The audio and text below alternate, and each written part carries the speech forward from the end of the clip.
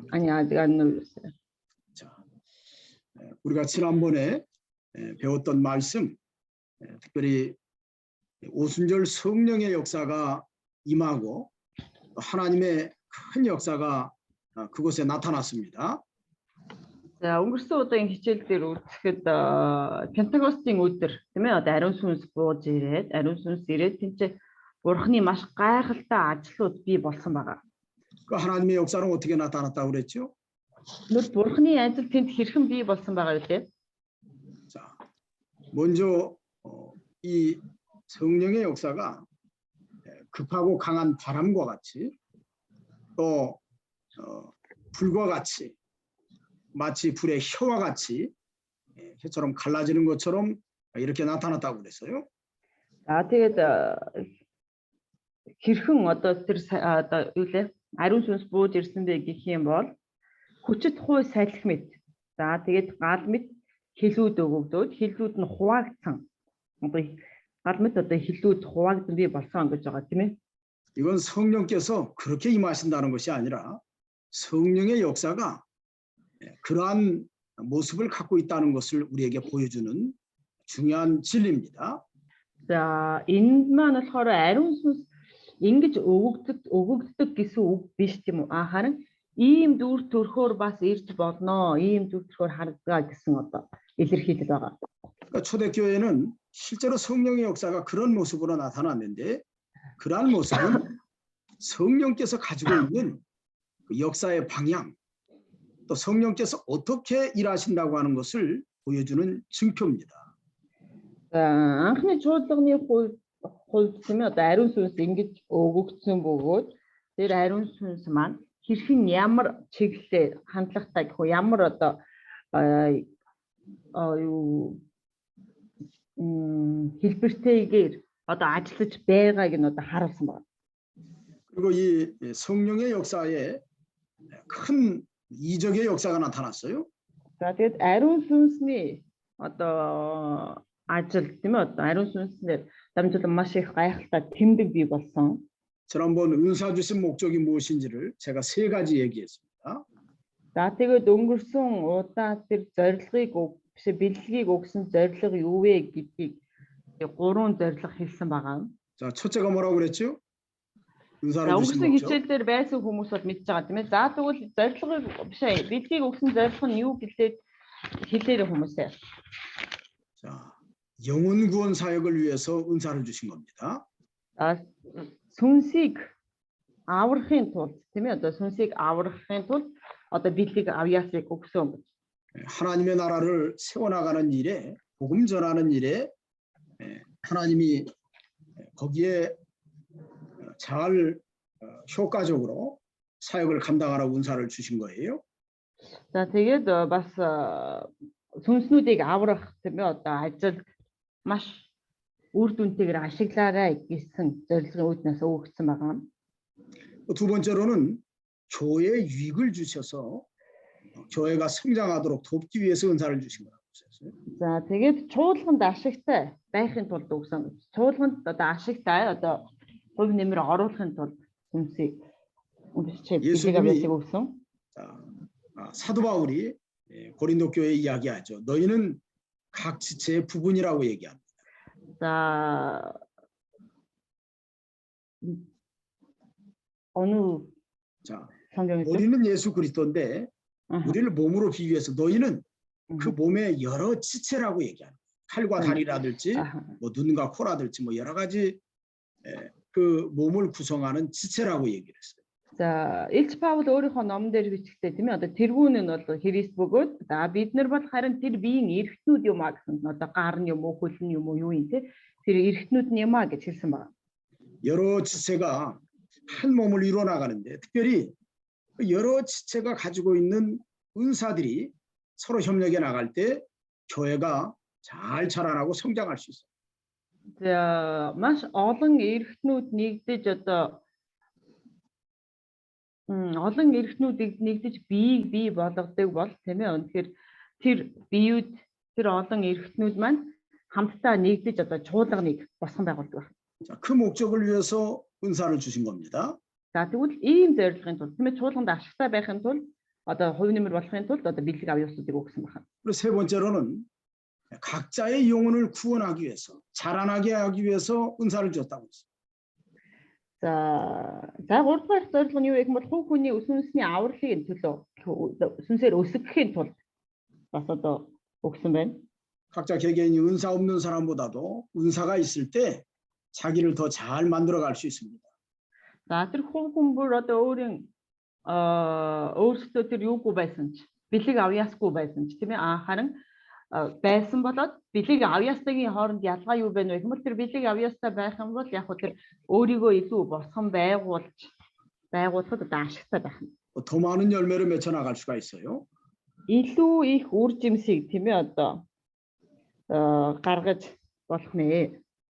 이게 은사 주신 목적이에요. За энэ бол тэр бэлэг авьяасыг өгсөн зорилго байх нь. 자, 그리고 이제 마가 요한의 다락방에 성령으로 말미암아서 방언의 역사가 나타났습니다. За тэгээд Маркийн байшингийн дээврийн өөрөө энэ ариун сүнсээр дамжуулан харь хэлүүд өгөгдсөн байгаа тийм ээ.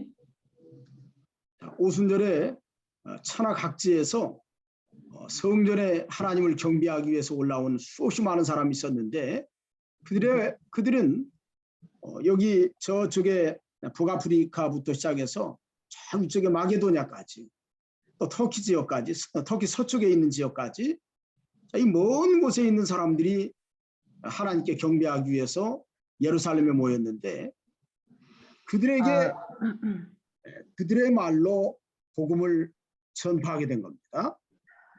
За Пентекостийн өдөр гэх юм бол тийм ээ одоо маш том бас баярын өдөр гэсэн тийм ээ. Харин энэ баярын өдөр одоо дэлхийн ертөнцид тархан суурьсан байгаа еврейчүүд тэр өдөр Бурхны өмнө мөргөл өргөхөөр ирсэн гэдэг. За тэгвэл одоо Турк болоод энэ Европоор за тэгээд Африкаас өсвөлээд одоо ингээд эхлээд тэр газар нутгуудад амьдарч байсан хүмүүс ирээд Бурхны өмнө мөргөл өргөхөд тэр үед ариун сүнсийг авсан дагалдагч нар яг тэр хүмүүсийн төрлөх хэл буюу одоо тэр хүмүүсийн хэл буюу тэр тэдний хувьд мэддгүй гадаад хэлээр тийм ээ одоо бусдын хувьд мэддгүй гадаад хэлээр ярилцсан байна. 그리고 방언의 종류는 크게 세 가지라고 그랬어요. За тэгээд харь хэлийн төрөл маань хүртэл 3 хэл байдаг гэж хэлсэн тийм ээ.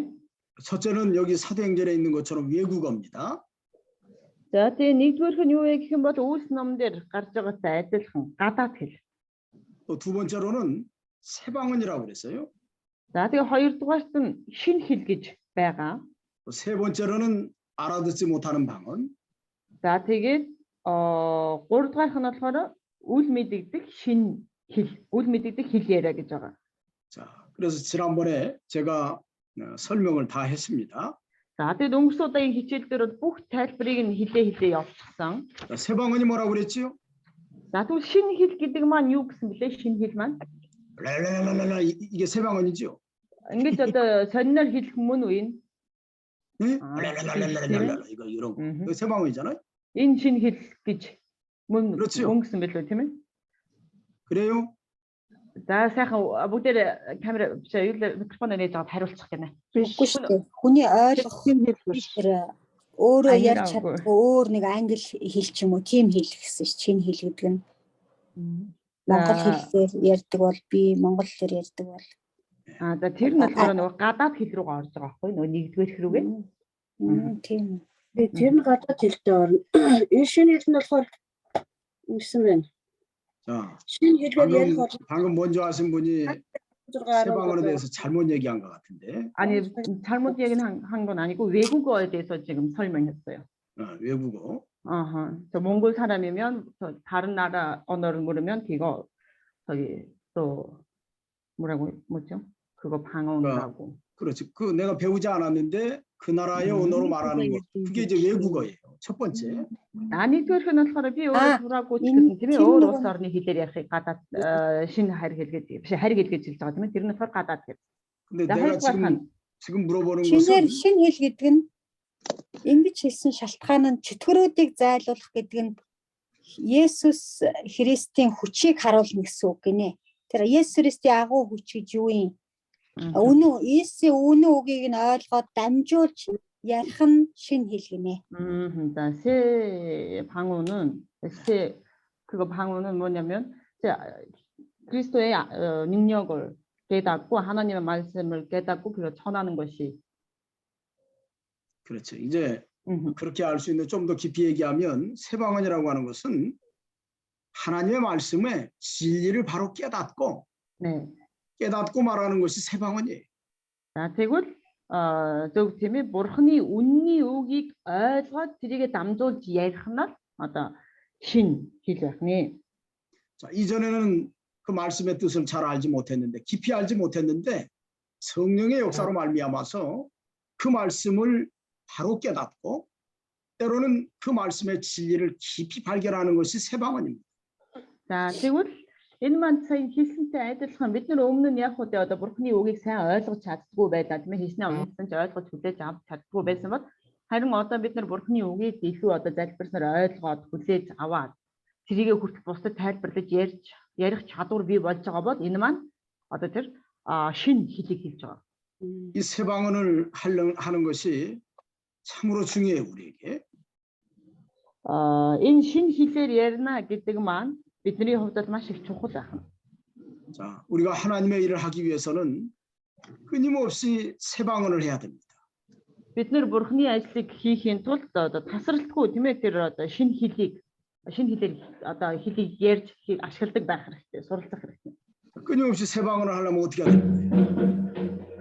Тасралтгүйгээр шин хэлэнд суралцна гэвэл яах вэ? 끊임없이 새 방언을 하려면 우리가 날마다 하나님의 말씀을 바르게 깨닫고 바르게 해석할 수 있는 지식이 있어야 돼요. Бид нар өдөр бүр одоо тэр шин хэлийг одоо ашиглаж шин хэлээр ярья гэвэл бид нар бурхны үгийг өдөр болгон уншиж түүнийг өдөр болгон ойлгох бас тэр бурхны үгийн мэдлэгтэй байх хэрэгтэй. 다른 말로 하면 바른 진리의 지식이 있어야 된다. Өөрөөр хэлэх юм бол тэр зөв үнний үгийн талаарх тийм ээ мэдлэгтэй байх хэрэгтэй гэсэн үг. 그래서 우리 신학교에서 바른 신학을 가르치는 것이 바른 진리를 가르치는 것이 바로 그런 목적입니다. Тийм учраас манай сургуулийн зорилго нь нэгэн байгаа тийм ээ.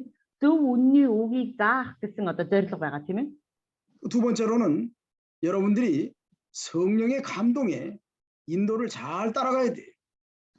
За тэгээд та нар бас ариун сүнсний тэр хөтлөлөөр одоо маш сайн явах хэрэгтэй. Ариун сүнсээр удирдуулан явах хэрэгтэй байна.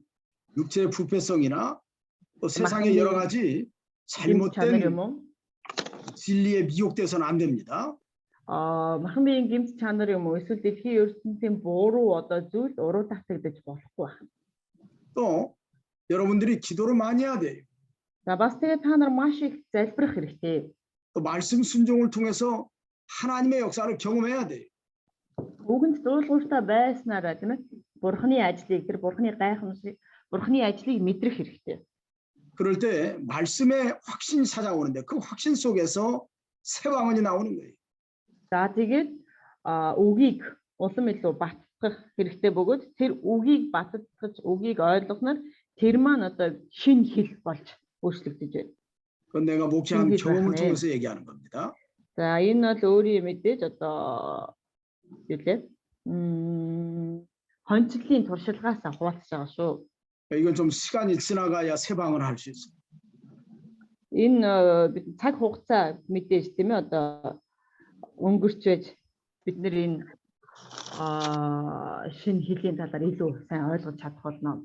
자, 이상한 말 하는 거 아닙니다. 랄랄라 이런 거 하는 거 아니에요. 그런 뜻이 아닙니다. Сонин гэдэг гэсэн одоо биш байх нь тийм ээ. 세 번째는 어떤 방언이라고 그랬지요? За тэгээд гурав дахь нь ямар юм гэсэн бэ? 알아듣지 못하는 방언. Үл ойлгогдох тийм. 알아듣지 못하는 방언은 아까 고린도전서 14장 여러분들에게 다 읽고 오라고 그랬습니다. За 14-р бүлгийг хэдэн удаа унших гэсэн бэ? Уншсан уу? 왜 알아듣지 못하느냐면 그 알아듣지 못하는 말은 사람에게 하는 것이 아니라 하나님께 하기 때문에 그 언어가 사람의 언어가 아니에요. 사실은. За тэгвэл үл ойлгогдох хэл гэж тийм ээ. Энэ үл ойлгогдох хэл маань бид нар хүний ингэж ярьдаг ч юм уу хүний ингэж хэлж байгаа хэл бол биш тийм ээ хүнтэй ингэж ярьдаг тэр хүний ярьдаг хэл яриа биш байна. 그건 하늘에 속한 언어입니다. За тэгвэл энэ маань ерөөсөө тэнгэрт харьяалагддаг. 그러나 그 하늘에 속한 언어는 그건 도대체 어떤 것인지는 우리가 잘 알 수 없어요. Гэтэл энэ тэнгэрт харьяалагддаг хэл гэдэг маань яг юу юм бэ гэдгийг бид нар маш юу гэдэг тодорхой сайн мэддэггүй. 자, 고린도서 14장에서 사도 바울이 자, 이 은사에 대해서 얘기하면서 특별히 방언에 대해서 얘기하면서 여러분들에게 3번씩 읽어오라고 그랬습니다. За тэгээд би нэгдүгээр Коринтын 14-р бүлгийг Ил Паул одоо биш энэ үл ойлгогдох хэлийн талаар хэлсэн бөгөөд энэ 14-р бүлгийг 3 удаа уншаарай гэсэн даалгавар өгсөн байна. 자, 다 읽어왔지요? За уншсан биз дээ. 자, 여러분 다 읽었어요? За уншснууд нь одоо толгоогоо дахиад дахичаарай. 왜 개인이라고 하는 사람 하나도 없어? За уншсан. За гэрлээч уншсан байна. Бусд нь яасан? Шавгүй. Яа. Нэгэд ганцхан. Нэг байвал одоо тэр чинь даалгавраа хийгээгүй гэсэн үг. 3번씩 읽으라고 3번씩. 3 удаа уншаарай 3 удаа. 자, 여러분들 제가 왜 3번 읽으라고 그랬을까? Тэгвэл яагаад та нарыг 3 удаа уншаарай гэж хэлсэн бол 본문을 쭉 읽어보면 본문의 문장이라든지 본문에서 사도 바울이 무엇을 강조하는지가 거기 다 나와 있습니다. за майкуудаа хацаарай манайха. За яагаад 3 удаа гэх юм бол тэрийг яг 3 удаа унших юм бол тийм ээ тэр 3 удаа уншснаар тэр одоо өгүүлбэрүүдийн бүтэц тийм ээ одоо хэл яриа хэлэх гэж байгаа одоо агуулгын бүтэц нь хэрхэн харагдаж байгаагаас бүгдээрээ хэлдэг байна. 그럴 때 알아듣지 못하는 방언이 도대체 무슨 뜻인지를 정확히 알 수 있어요.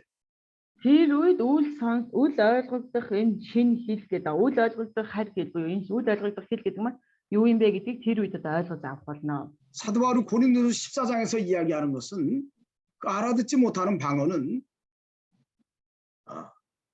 교회에 덕이 되지 않는다는 뜻입니다. 교회에 덕이 되지 않는.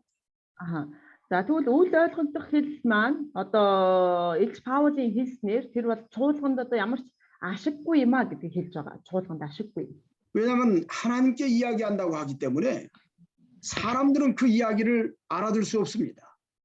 яагаад вэ гэвэл тийм ээ тэр бурхны өмнө ярьж байгаа учраас тэр бол одоо чуулганд нэмэргүй тэр хүмүүст хүртэл одоо ямар ч ашиггүй ахын тэр бусад одоо хүндлэнгийн хүмүүс.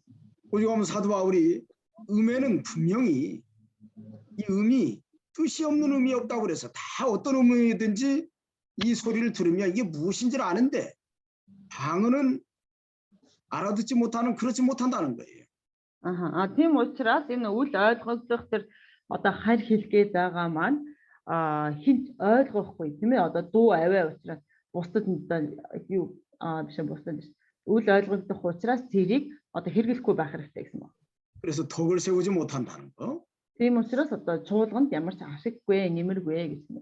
또 세상 사람들에게 복음을 전하는 일에 유익이 없다는 것을 얘기합니다. Бас дэлхийн хүмүүст сайн мэдээ түгээхэд ямар ч ашиггүй гэсэн байна. 자, 먼저 예수 믿는 사람들에게는 아무런 소용이 없어요.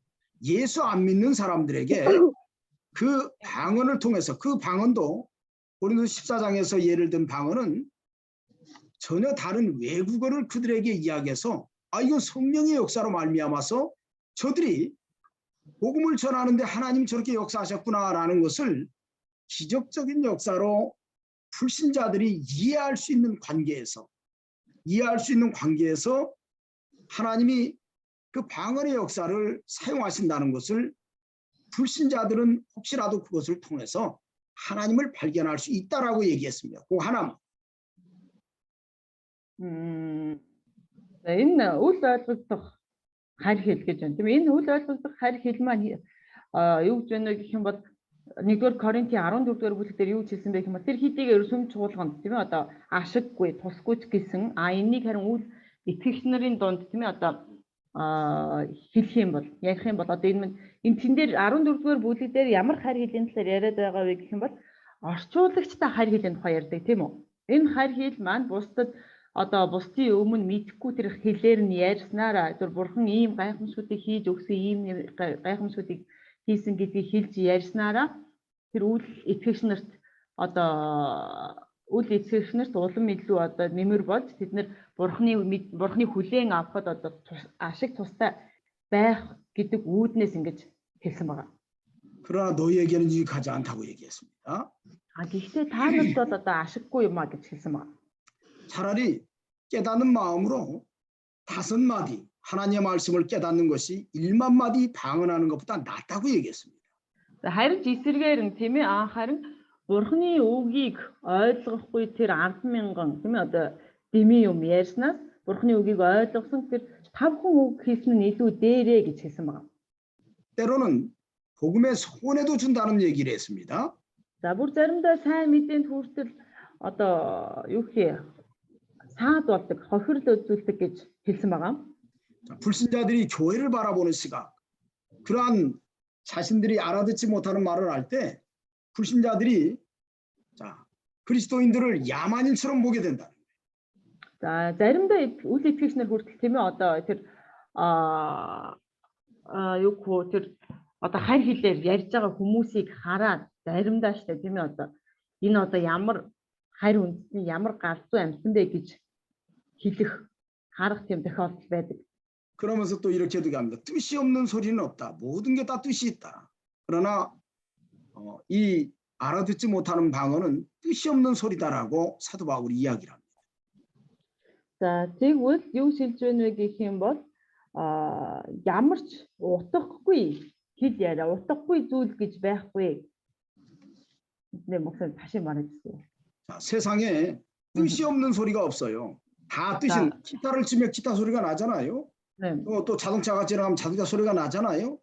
다 그 소리를 통해서 이게 무엇인지를 알 수 있다는 건데 근데 방언은 알아듣지 못하는 방언은 도무지 이게 무엇인지를 알 수 없다는 겁니다.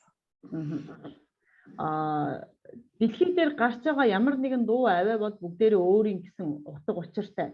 Гитараас гарч байгаа дуу бол ямар нэг дууны ай байгаа тийм ээ. Хөгжмөөс гарч байгаа. Эсвэл одоо матын дуу аваа гэдэг ч юм уу. Гэтэл энэ хайр хэллийн энэ одоо үл ойлгогдох хайр хэллийн хэлээс гарч байгаа аваа бол ямар нэгэн утга учир алга. 또 심지어 그 이제 하반절에 가서는 14장 하반절에 가서는 질서에 대해서 얘기합니다. За тэгээд 14-р бүлгийн одоо тэр дунд хэсэгт очих юм бол одоо дистара гэдэг зүйлийн талаар гарч байгаа дистара. 자, 그러면서 여자가 남자를 가리키는 것을 허락하지 않는다. 그런 말을 한 적이 있어요. За тэгээд энэ дээр харах юм бол тэр хэсгээр харах юм бол эмэгтэй хүн тийм ээ эрчүүдэд заахыг одоо хоригдно гэж хэлсэн байгаа. 창조의 질서를 따라서 얘기한 겁니다. За энэ нь болохоор яагаад тэгж байна вэ гэх юм бол бүтээлийн одоо бүтээгдсэн тэр одоо дэг журам гэх үү тийм ээ одоо бүтээгдсэн тэр дэг журмын дагуу хэлж байгаа. 근데 거기서 말하려고 하는 그 말씀의 주제는 질서를 세우라는 게 질서. 방언을 알아듣지 못하는 방언은 질서가 없다는 얘기입니다. За тэгвэл энэ маань яагаад ингэж тайлбарлаж байна вэ гэх юм бол үл ойлгогдох тэр харь хэлэнд бол ямар ч дистара дэг журам гэж алгаа энэ одоо чуулган дотор дэг журам гэдэг зүйл байх ёстой гэдгийг хэлж байгаа. 근데 제일 마지막에는 뭐라고 얘기하냐면 За тэг хамгийн сүүлд нь юу гэж хэлж 방언 말하는 것을 금하지 말라고 또 얘기합니다. За хэлээр ярихыг бүү хориглоо гэж 39-р ишлэлээр байгаа. 1-р Коринфын 14-р бүлгийн. 자, 그러면서 제일 마지막 절 14장 제일 마지막 절에 뭐라고 얘기하는지 보세요. За тэгвэл 14-ийнхаа 40-р ишлэлээр юу гэж хэлж байна вэ? 자, 제일 마지막 절에 뭐라고 얘기할까요? За 14-ийн 40-р ишлэл гэвч бүх юм зохистой эмх журмынхаа дагуу байг гэсэн байна. 자, 모든 것을 질서 있게 하라고 말하지요. За бүгдээрээ бүх юм зохистой эмх журмынхаа дагуу байг гэж байна тийм ээ эмх журмынхаа дагуу. 자, 질서 있게 모든 것을 말하라고 할 때 그것이 어떻게 보면 사도 바울이 이야기하고자 하는 그 14장의 전체적인 결론입니다.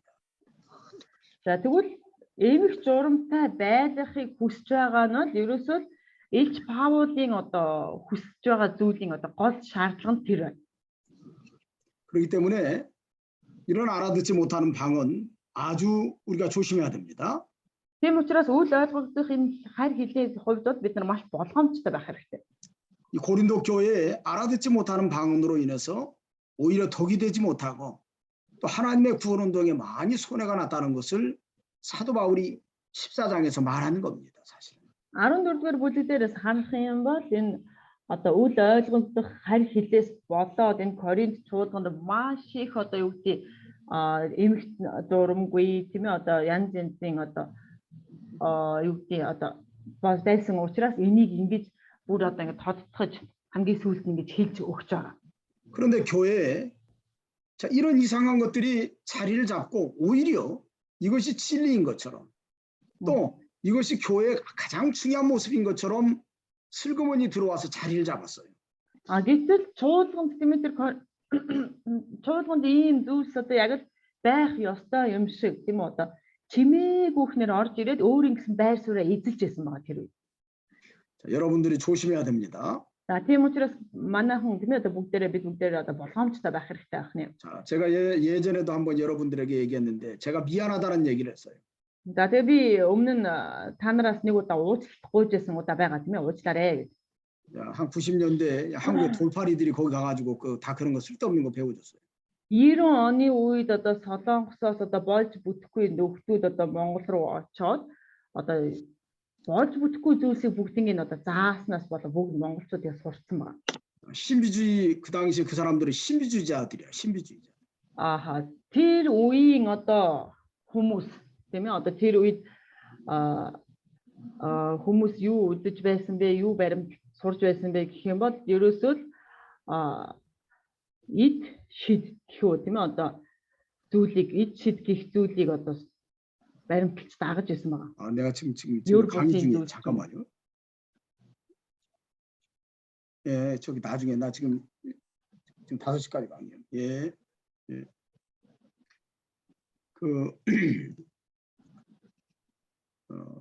대부분 이 알아듣지 못하는 방언을 얘기하는 사람들이 신학적으로도 신앙적으로도 상당히 이단들이 되어가고 있어요. За энэ үл ойлгогдох хайр хэллийг дагдаг баримталдаг ийм хүмүүс бол одоо итгэлийн хувьд ч тэр теологийн хувьд ч тэр одоо арай өөр болцсон байдаг. 자, 뭐 때문에 그렇죠? Юунаас болоод? 자, 이분들은 거의 대부분 계시를 봤습니다. За энэ хүмүүс ихэвчлэн одоо илчлэлтийг үзсэн хүмүүс болдог. 또 예언을 해요. За иш үзүүлдэг. 또 방언을 통역한다고 합니다. Бас тэр хайр хэллийг орчуулдаг гэж ирээ хэлж байгаа. 여러분들이 분명히 사도 바울도 통역하지 않는 방언을 하지 말라고 그랬어요. 교회에다가. За Илч Паул хэлсэн байгаа тийм ээ чуулганд тэр орчуулагдахгүй хайр хэллийг бити ашиглаарай гэж хэлсэн байгаа чуулганд. 예전에 어떤 사람이 그래서 한번 실험을 한번 해봤답니다. За тийм учраас дээр үед нэг гэх юм өмнө нь одоо нэлийн өмнө одоо нэг хүн ийм гэж одоо нэг ёсны туршилт маягийн зүйл хийж үтсэн байгаа. 100명의 방언하는 사람을 통역한다는 사람을 세워가지고 그게 무슨 말인지를 통역을 하도록 했어요. За тэгээд тэр одоо хайр хэл орчуулдаг гэдэг хүнээр дамжуулаад тэр хүнийг одоо олоод тэр 100 хүний одоо хайр хэлийг орчуулахыг нь одоо 통역하는 사람을 туршиж үтсэн байгаа. 통역하는 사람을 2사람을 세웠어요. За тэгээд тэр орчуулж байгаа хүмүүс нь 2 хүн байсан байгаа. 서로 다른 곳에서 가서 이 사람 여기 가운데 통역하고 양쪽에서 쓰는 거예요. 양쪽에서. 그 사람 За одоо нэг хүн одоо ингээ голдоо ингээд одоо хайр хэлээр одоо ярингууд тийм ээ одоо 2 орчуулагч нь 2 талд нь байж байгаа 2 тусдаа одоо орчуулах хэрэгтэй болсон байгаа. 자, 통역의 은사가 있다는 사람이에요. За орчуулагчийн бэлэг авьяастай гэж хэлж байгаа тэр хүн. 자, 어떤 결과가 나타났을까요? Ямар үр дүн үзүүлсэн бол? 나도 그냥 들은 소리입니다. Би бол зүгээр сонссон ш өөрөө үзээгүй сонссон. 자, 30명을 방언하는 사람 30명을 통역을 했는데 자, 서로 양쪽에 받아 적은 사람들이 서로 달라. За хоёулаа тийм ээ одоо юу гэдэг нэг хүнийг хоёр талаас нь одоо сонсоод орчуулгыг нь одоо бичиж өгч байгаа. Гэтэл тэр хоёр хүний орчуулсан орчуулгууд нь одоо 30 хүний одоо хайр хэлийг орчуулсан байхад нэг ч одоо таарсан юм байхгүй байгаа. 자, 근데 그 중에 개별 중에 조금 맞는 것들도 있습니다. За гэтэл мэдээж тэр одоо олон зүйл дундаас бас хоорондоо тохирж байгаа гэх юм уу одоо зүйлсүүд байсан. 어떤 게 맞을까요? За тэр нь юу юм болов? 일본어로 통역한 사람, 일본어 방어경, 일본어 방향. Япон хэл рүү орчуулдаг тийм ээ одоо тэр юу гэдэг хайр хэлийг Япон хэлээр орчуулдаг хүн. 방언 중에 막 일본 말도 막 섞어서 얘기합니다. 한국말도 섞고 막 이상한 나라 말도 섞고 막 다 섞어가지고 하는 거예요. гэтэл нөгөө 그런 тэр 거 이제 хүн 알아들으니까 그거 한마디 썼어요. гэтэл нөгөө хүн нь болохоор ямар одоо хайр хэлээр ярьж байгаа хүн нь ямар хүн байсан бэ гэхээр насны гайгүй хэлний мэдлэгтэй ч юм уу тий одоо хайр хэлээр залбирахдаа солонгос хэл ч юм уу Япон хэл ч юм уу ганц нэг хоёр үгээ ингээд юу яадаг ганц нэг хоёр үг ингээд хавчуулаад гадаад хэл одоо хавчуулаад хайр хэлээр ингээд ярьсан байгаа. Гэтэл тэр нөгөө Япон хэлтэй одоо хайр хэлийг орчуулагчид дахид Япон хэл гарч ирэхээр Япон үгийг ингээд тэр хэл рүүгээ орчуулж байсан ийм одоо зүйл гарсан байна. 근데 또 두 분 다 신학교를 다 나왔어요. 통역하는 사람이. За тэгээ хоёулаа энэ орчуулж байгаа хоёр маань болохоор хоёулаа Библийн сургууль төгссөн байгаа. 방언하는 사람 중에 히브리어하고 헬라어하고 막 또 짬뽕을 해가지고 얘기하는 것도 있습니다. За гэтэл хайр хэлээр ярьж байгаа хайр хэлээр одоо залбирч байгаа их тэр ярьж байгаа хүмүүс маань одоо еврей хэл ч юм уу грек хэлийг ашиглаж байгаа мэдээж одоо тохиолдол бас байсан. Ганц нэг үгүүд бас ашигласан байгаа. 그럴 때 그 뜻을 아니까 하나씩 이제 그런 것은 이제 좀 맞는 거예요. 한두 개씩만. Гэтэл одоо мэдээж тэр хүмүүс маань хайр хэлийг мэдж байгаа учраас тэр хайр хэлийг нь авч одоо юу гэдэг хайр хэлийг нь ингэж одоо орчуулж өгсөн байгаа. Одоо тэр хайр хэл тавчуулагдсан еврей болоод грек хэлийг нь одоо ингэж орчуулж өгсөн байгаа. 그럼 결론이 뭘까요? За тэгвэл энэний үр дүнд яг юу хэлэх гээд байна вэ? 한 명도 제대로 통역을 못했습니다. Нэг хүний ч бай тэр хайр хэлийг тийм ээ одоо яг ингэ зөв орчуулсан тохиолдол байх байгаа юм чи яг хоолой 100% тохирсон ч юм уу. Яагаад? 그 방언이 다 가짜라는 얘기. Яагаад гэвэл тэднийг ашиглаж байгаа тэр хайр хэл нь бол бүгдээр худлаа хуурмаг байх нэ. 그렇기 때문에 그런 겁니다. Тийм учраас одоо ингэж байх. 통역한다는 사람도 가짜든지. Орчуулж байгаа хүмүүс нь ч эсвэл одоо юу гэдэг худлаа ч юм уу. 우리가 거기에 미혹받아서는 안 돼요. 이게 몬타니즘 제가 지난번에 얘기했는데 몬타너스주의라고 하는데 아주 조심해야 됩니다. 그 백날 아무 소용이 없어요. За өнгөрсөн хичээлдэр ч хэлсэн байгаа тийм ээ одоо монтанизм буюу тэр Монтанас гэдэг газраас гарсан энэ үүслээс ийм зүйлээс бүгдээр маш сайн болгоомжтой байх хэрэгтэй гэсэн байна. 거기에 미혹받으면 일시적으로 감정적으로는 뭔가 기도한 것처럼 느껴지겠지만 그러나 아무것도 아닙니다. 그건 다 쓸데없는 хэрвээ тэнд яг одоо юу гэдэг орох юм бол тэрийг одоо тэнд орох юм бол одоо юу гэдэг тэр сэтгэл хөдлөлийн хувьд бол ингэж тэгж залбирснараа үнэхээр нэг одоо яагаад ч бурхны өмнө залбирсан юм шиг одоо мэдрэмж төрж болох ч гэсэн тэр бол ямар ч хэрэггүй ид бахны. 오히려 교만해질 수 있습니다. харин ч эсэргээрээ бардан болж магадгүй юм. 아까 얘기한 것처럼 계시 받는다고 그랬지요? Сая түрүүчийн хэлсний айдал нөгөө илчлэлтийг авсан гэж ярьдаг хүмүүс байгаа тийм ээ. 여러분들 지금도 계시를 받습니까? Та нар одоо ч гэсэн илчлэлтийг авч байна уу? 자, 계시가 뭐예요? Илчлэлт гэж юу юм бэ? 일반 계시하고 특별 계시가 있죠. 여러분 그 뭐 조직신학에서 배웠죠? За бид нар систем чатлаг дээр энгийн болоод онцгой илчлэлт гэж байгаа гэж сурсан байгаа тийм үү? 특별 계시는 종결되었습니다. За мэдээж онцгой илчлэлт бол дууссан байгаа одоо үед бол. 특별 계시가 뭐예요? онцгой илчлэлт гэдэг маань юу вэ? 그 성경이 특별 계시입니다. Библи маань өөрөө онцгой илчлэлт байна. 계시록 말씀에도 이 말씀에 더하거나 빼지 말라고 계시록 21장에 말씀했죠? За илчлэлтийн 21-р бүлэг дээр энэ үгэн дээр нэмэх юм уу эсвэл энэ үгнээс хасч болохгүй гэж одоо хэлдэг тийм ээ.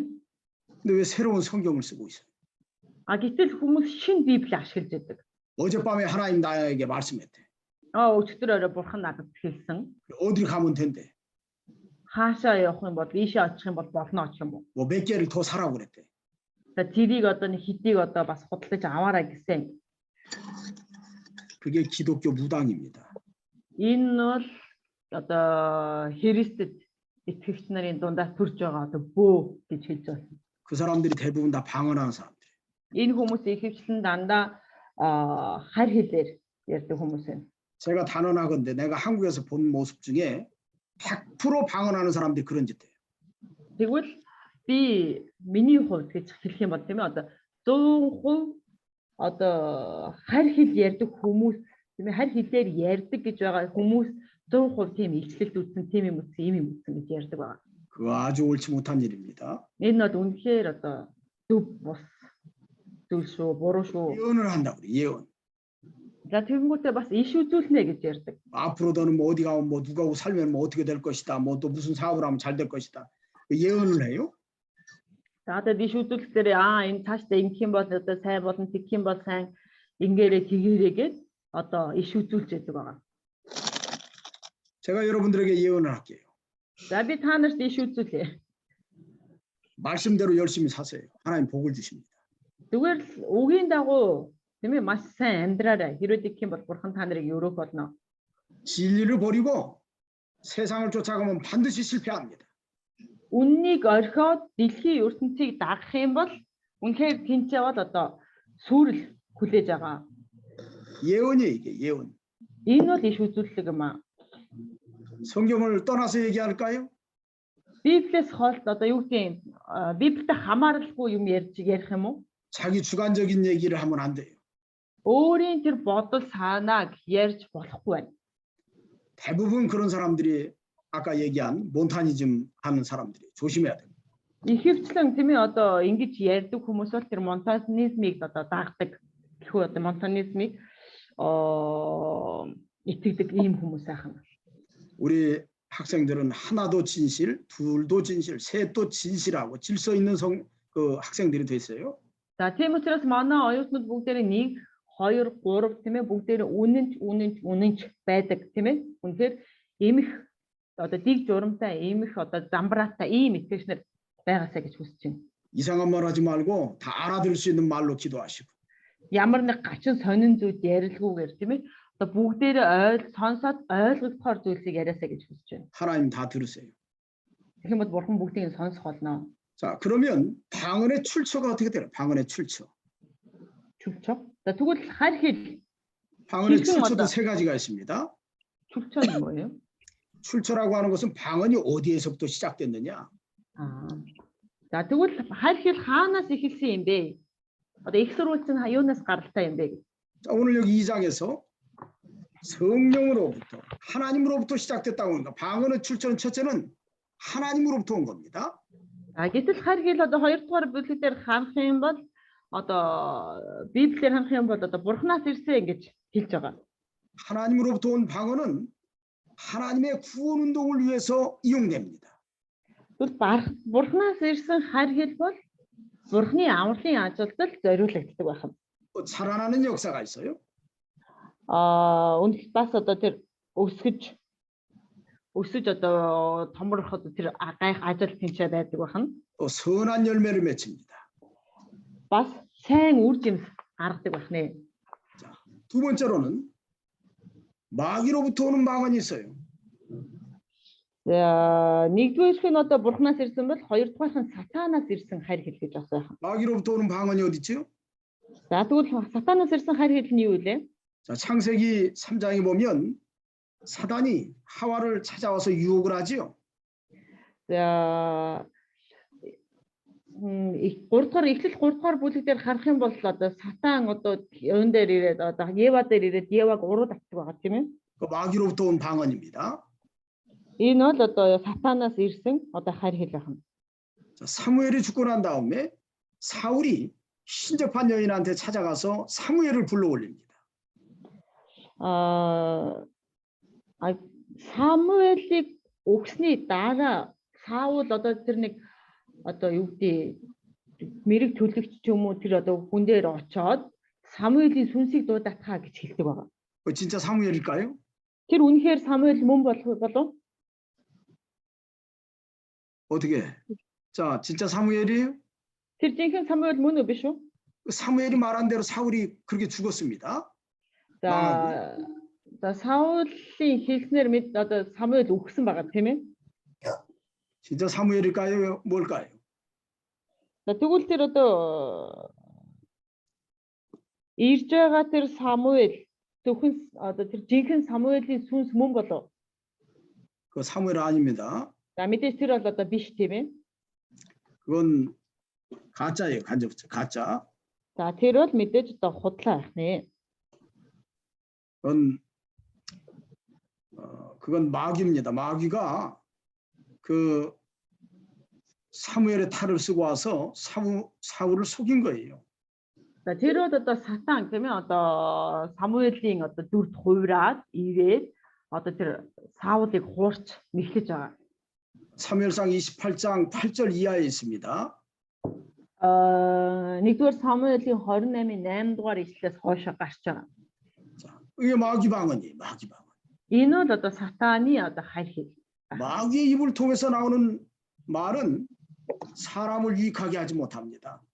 Сатаны амнаас гарч байгаа тэр хайр хэл бол хүнд ашигтай байдаггүй. 죄를 짓게 만들고 Тэдний гим нүгэл үүдүүлдэг, 하나님의 축복에서 멀어지게 하고 бурхны өрөөлөөс холдуулдаг. 결국에는 회개할 수 있는 기회를 잃어버리게 만듭니다. Эцэст нь тэднийг одоо гим нүглээ гимших тэр боломжийг хүртэл тэр хүмүүс алддаг байх нь тэр сатанаас болоод. 그런가 하면 세 번째로는 자기 방언이 있어요. 자기 방언. За тэгээ 3 дугаарт нь тийм ээ хүн өөрийн хайр хэл гэж байгаа. 성경에 보면 많은 거짓 선지자들이 나왔다고 그랬습니다. Библиэр харах юм бол маш их одоо хуурамч иш үзүүлэгч нар гарч ирсэн гэж хэлдэг тийм ээ. 자, 거짓 선지자들이 하나님이 보냈다고 이야기하면서 그들이 내뱉는 말들이 있어요. За тэгээд хуурамч иш үзүүлэгч нар тийм ээ одоо бурхан намайг илгээсэн гэд одоо хэлж байгаа үг одоо хэл одоо дамжуулдаг үгнүүд байгаа. 그것은 자기 말입니다. 자기 말. За тэр бол одоо тэр өөрийнх нь үг байх нэ. 지어낸 말이라고 그래요. 성경에 지어낸 말. Өөрсдийн одоо зохиосон зүйлс үг. 그걸 가지고 많은 사람들을 미혹합니다. За түүгээрээ олон хүмүүсийг урууддаг. 또 실제로 여기 요즘 방언한다고 하는 사람 자기 방언이 많아요. 자기 방언. За одоо энд одоо хар хэлээр ярьдаг гэсэн хүмүүс одоо яг бодтой тийм ээ одоо өөрийн одоо тэр хэлээр ярьдаг хүмүүс байгаа. 은사는 하나님께로 나지 않은 것이 없다고 그랬는데 어떻게 사람이 노력해가지고 은사를 얻느냐고요. Хүмүүс тийм ээ одоо биш хар хэл бол бурхнаас ирдэг гэсэн байтал хүмүүс одоо өөрсдөө хичээснээр одоо тэр хар хэлийг авдаг байгаа. 사람의 이성으로 볼 때는 노력하면 실력이 생기는구나 이렇게 우리가 일반적으로 판단하지만 그러나 진정한 은사는 하나님이 주시는 거예요.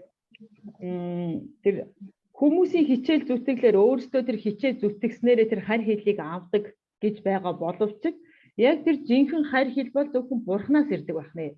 그렇기 때문에 지가 방언 어찌 보면 자기 방언은 이건 잘못된 방언입니다.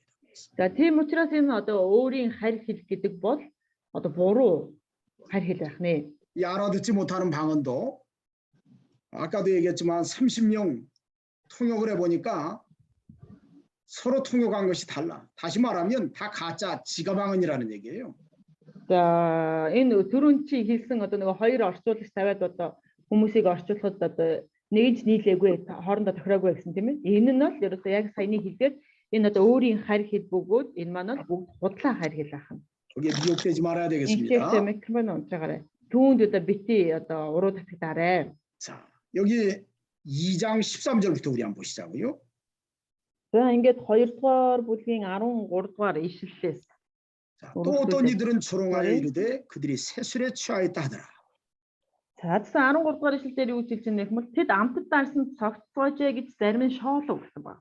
오순절 성령의 역사가 세술에 취한 것처럼 술 취한 사람들은 어때요? 막 인상을 씁니까? 땡깡을 부립니까? За, Пентекостийн өдөр ариун сүнсийг аваад тийм ээ тэр хүмүүс одоо хоорондоо юу гэдэг ариун сүнсийг авсан хүмүүсийг хараад одоо дарсан цогцоосон, архин цогцоосон хүмүүс. Эсвэл архин цогцоосон хүмүүс яг ямар байдаг юм бэ? 여기 세술에 취했다는 말은 무슨 뜻이냐면 원문에 이전에 이 사람들이 전혀 그러한 삶을 살지 않았는데 얼굴에 평화가 있고 즐거움이 있고 어떤 기쁨의 모습을 주체할 수 없는 자기 자신 스스로가 통제할 수 없는 그런 모습들을 보였기 때문에 세술에 취했다고 얘기해요. За тэгвэл энэ дээр одоо дарсан цогцсон гэж байгаа тийм ээ. Дарсан цогцсон гэдэг нь яг ямар утгатай юм бэ гэх юм бол яг одоо үндсэн одоо их хэл дээрх одоо библийг харах юм бол ямар утгаар бичигдсэн байдаг вэ гэх юм бол нөгөө бурхны сүнсийг аваад хизээж мэдэрч байгаагүй амар амгалан хизээж мэдэрч байгаагүй тэр баяр хөөр тийм ээ. Тэр зөв сэтгэлийн одоо тэр амгалан байдлыг олж авснараа тэр нь хүртэл хүн өөрөө одоо тэр юу гэдэг үнэхээр захирч чадахгүй удирдах чадахгүй одоо тийм баяр хөөр тийм их амар амгалан тийм ээ хүлээн авсан учраас хүмүүс тэднийг хараад одоо архинд цогцсон мэт гэж хэлж байгаа. 성경에 보면 사울이 라마 나요스에 있는 사무엘을 잡으러 갔다가 거기에서 하나님의 신임이 했습니다.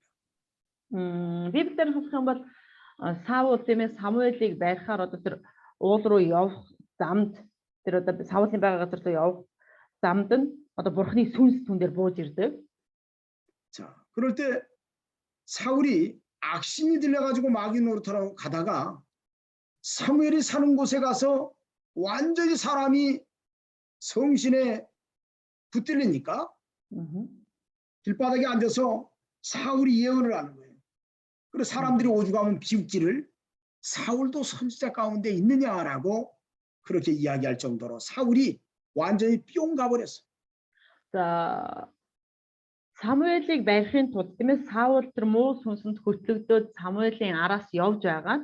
Тэр Самуэлийн байгаа газарт өгөөд очсон чинь тэр бурхны сүнсэнд баригдсан бөгөөд тэр баригдсан бурхны сүнсэнд баригдаад одоо бурхны амар амгалан гэх юм бурхны сүнсээр дүүрээд тэр газар суугаад иш үзүүлэхэд хүмүүс түүнийг хараа шоолгодог.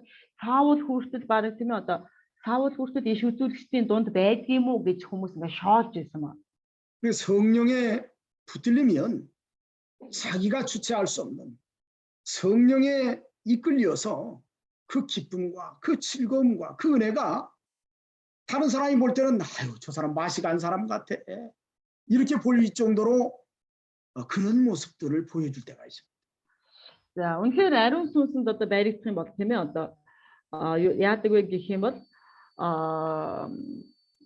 ариун сүнсэнд баригдах юм бол үнэхээр хүн өөрийн үгээр илэрхийлж чадахгүй хүн өөрийн биедээ хүртэл одоо яаж чадахгүй гэх үү одоо үнэхээр барьж дийлхийн аргагүй тэр амар амгалан баяр хөөр тэр зүрх сэтгэлийн хангалуун байдал бий болоод үнэхэрийн одоо хүмүүс хүртэл түүнийг харахтаа энэ одоо машиг라고 해서 하셨어요? 마식? 예? 어떤 맛이에요? 아니 아까 그렇게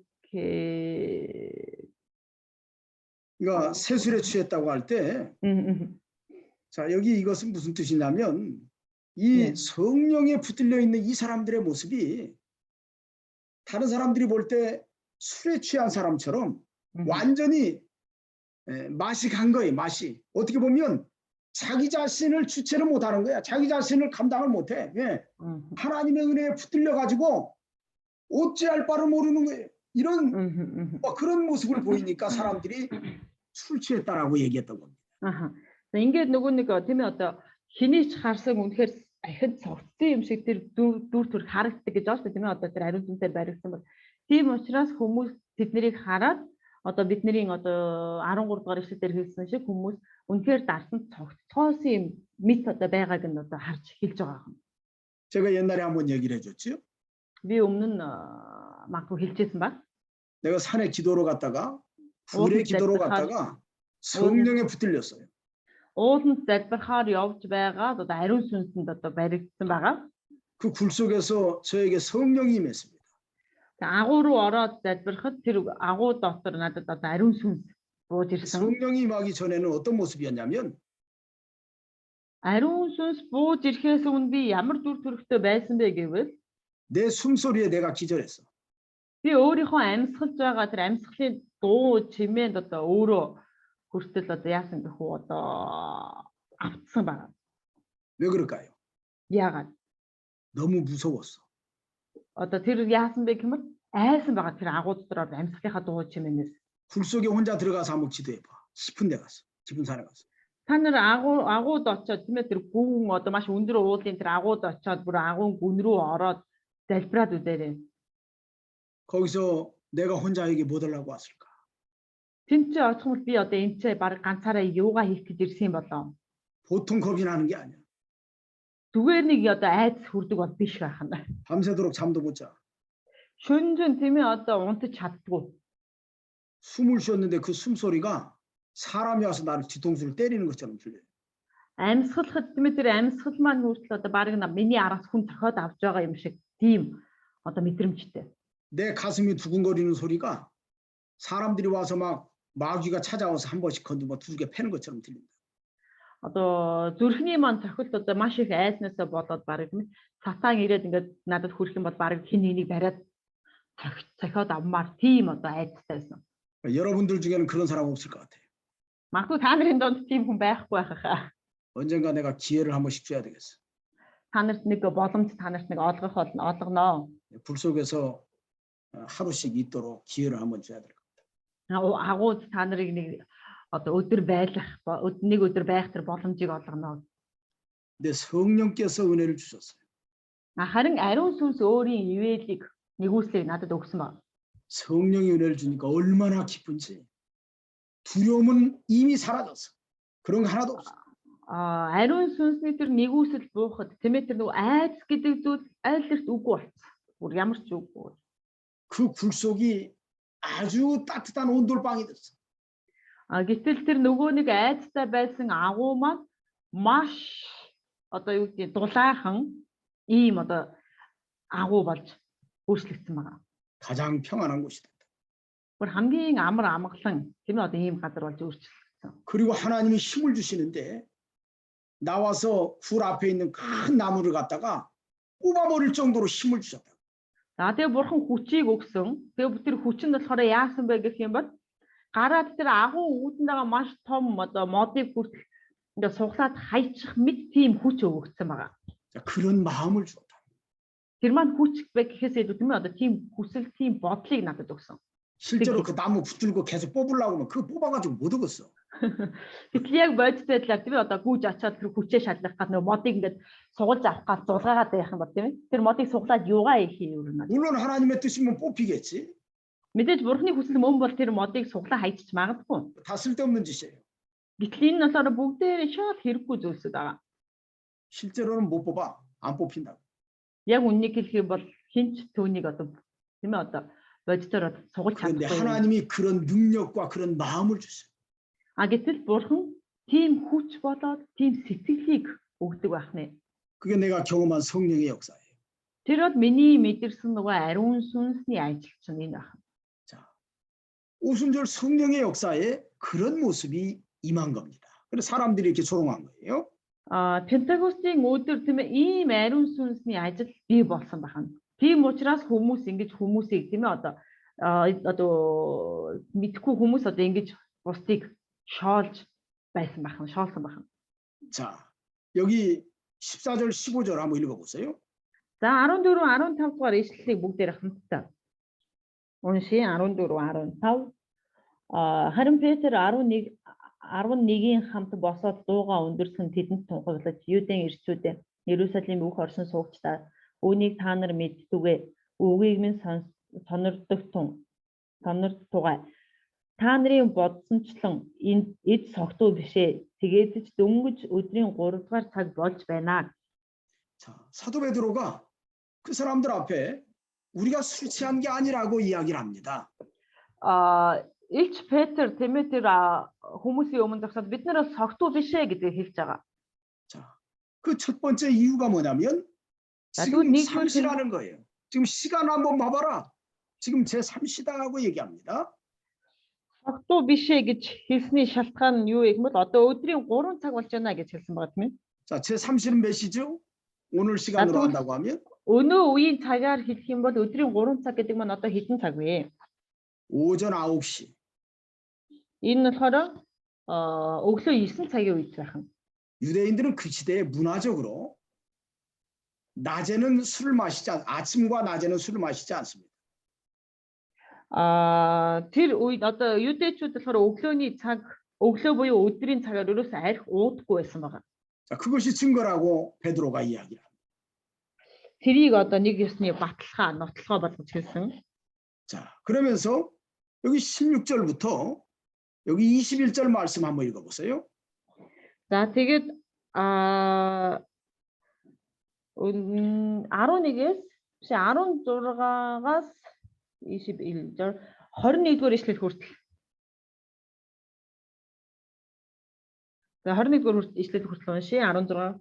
Энэ нь иш үзүүлэгч Йолоор дамжуулан бурхан айлдахтай эцсийн өдрүүдэд би сүнсээ бүх бах бод дээр цудах нь хөвгүүд охид чинь иш үзүүлэх залуус чинь үзэгдэл үзэн хөвгчүүл чинь зүүдлэх болно нэр эм гэлгүй боолуудынхаа дээр тэр өдрүүдэд би сүнсээ цудах нь тэд иш үзүүлэх болно би дээр тэнгэрт совин ёр доор газар тэмдгүүдийг өгнө энэ нь цус гал суунаглах утаа билээ. Эзний агуу цог завхланд өдөр эрхийн өмнө нар харанхуулж сар цус мэт болно. Эзнийг нэрийг дууддаг бүхэн аврагдах болно хэмэв гэснээр болжээ. 자, 여기 요엘의 예언이 성취되었다라고 얘기합니다. За энэ дээр Йоолын иш үзүүлэлт дийлээ олсон гэж хэлж байгаа. 자, 선지자 요엘은 BC 830년경에 유다 왕 요시야 초기에 사역했던 선지자예요. BC BC 830년. 830년. За Йоол маань манай эртний өмнөх 830 оны үед тийм ээ одоо амьдарч байсан иш үзүүлэгч байгаа. 그 시대 임금이 요시야라고 하는 아주 성군이 그때 나라를 다스리고 있었어요. 어떤 나라? 유대 나라. 남쪽 유다의 왕이 요시야라는 왕이었어요. 요시야. Йошиа гэдэг хаан тэр үед одоо Юдаг захирдаг байсан байгаа. 그 나라에서 사역했던 선지자가 요엘 선지자입니다. Тэр улсад иш үзүүлж байсан, ажиллаж үйлчилж байсан иш үзүүлэгч бол Йоол байх нэ. 그 요엘 선지자가 요엘서 2장 28절로 32절에 예언하신 말씀이 요겁니다. За Йоолын 30 요엘서 2장 28절로 32절. 2-ын 28절에서 목사님 다시 말해 주세요. 저기 요엘서 2장 28절로 32절에 있는 말씀 이 말씀이라고. За тэгвэл Йоолын 2-ын 28-аас 32 дугаар ишлэл маань энэ ишлэл ахна. Йоолын 2-ын 28-аас 32 дугаар ишлэл.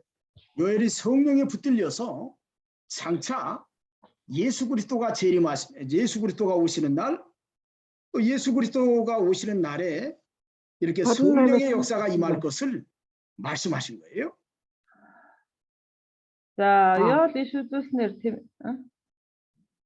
Йоол иш үзүүлж байгаа нь одоо Есүс Христ ирээд Есүс Христ ирснээр одоо ямархуу үйл явдал болох вэ гэдгийг хэлээд за тэгээ эцсийн өдрүүдэд яах юу болох талаар одоо ингэж хэлж байгаа. 그런가 하면 요엘은 자, 예수 그리스도 이후에 마지막 때의 모습까지도 다 예언해 놨습니다. Йоолыг хэлсэн тийм ээ сая Есүсийг ирэх үе болоод за тэгээд эцсийн үеийн талаар одоо иш үзүүлсэн гэж хэлсэн байгаа тийм ээ. 여기 20절에 주의 크고 영화로운 날이 이르기 전에 여기 해가 변하여 어두워지고 달이 변하여 피가 되리라 이렇게 말씀을 했죠. За 20 дугаар ишлэл дээр харах юм бол эзний агуу цог завхлант өдөр эрхийн өмнө нар харанхуулж сар цус мэт болно гэж хэлсэн байна.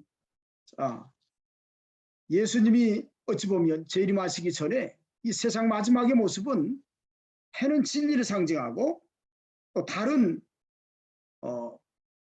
어떻게 보면 교회를 상징한다고 볼 수 있습니다. 다른 За 20 дугаар ишлэл дээр гарч байгаа нар сар хоёр байна тийм ээ. Нарыг нь болохоор үннийг одоо бэлэгдээд за сар болохоор чуулганыг бэлэгдэж байгаа гэж бид нэр ойлгож болно.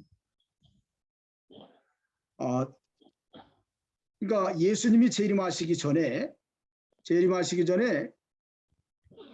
어찌 보면 진리가 어두워지고 또 교회가 빛을 잃어버릴 것을 예언한 말씀이라고 할 수 있어요.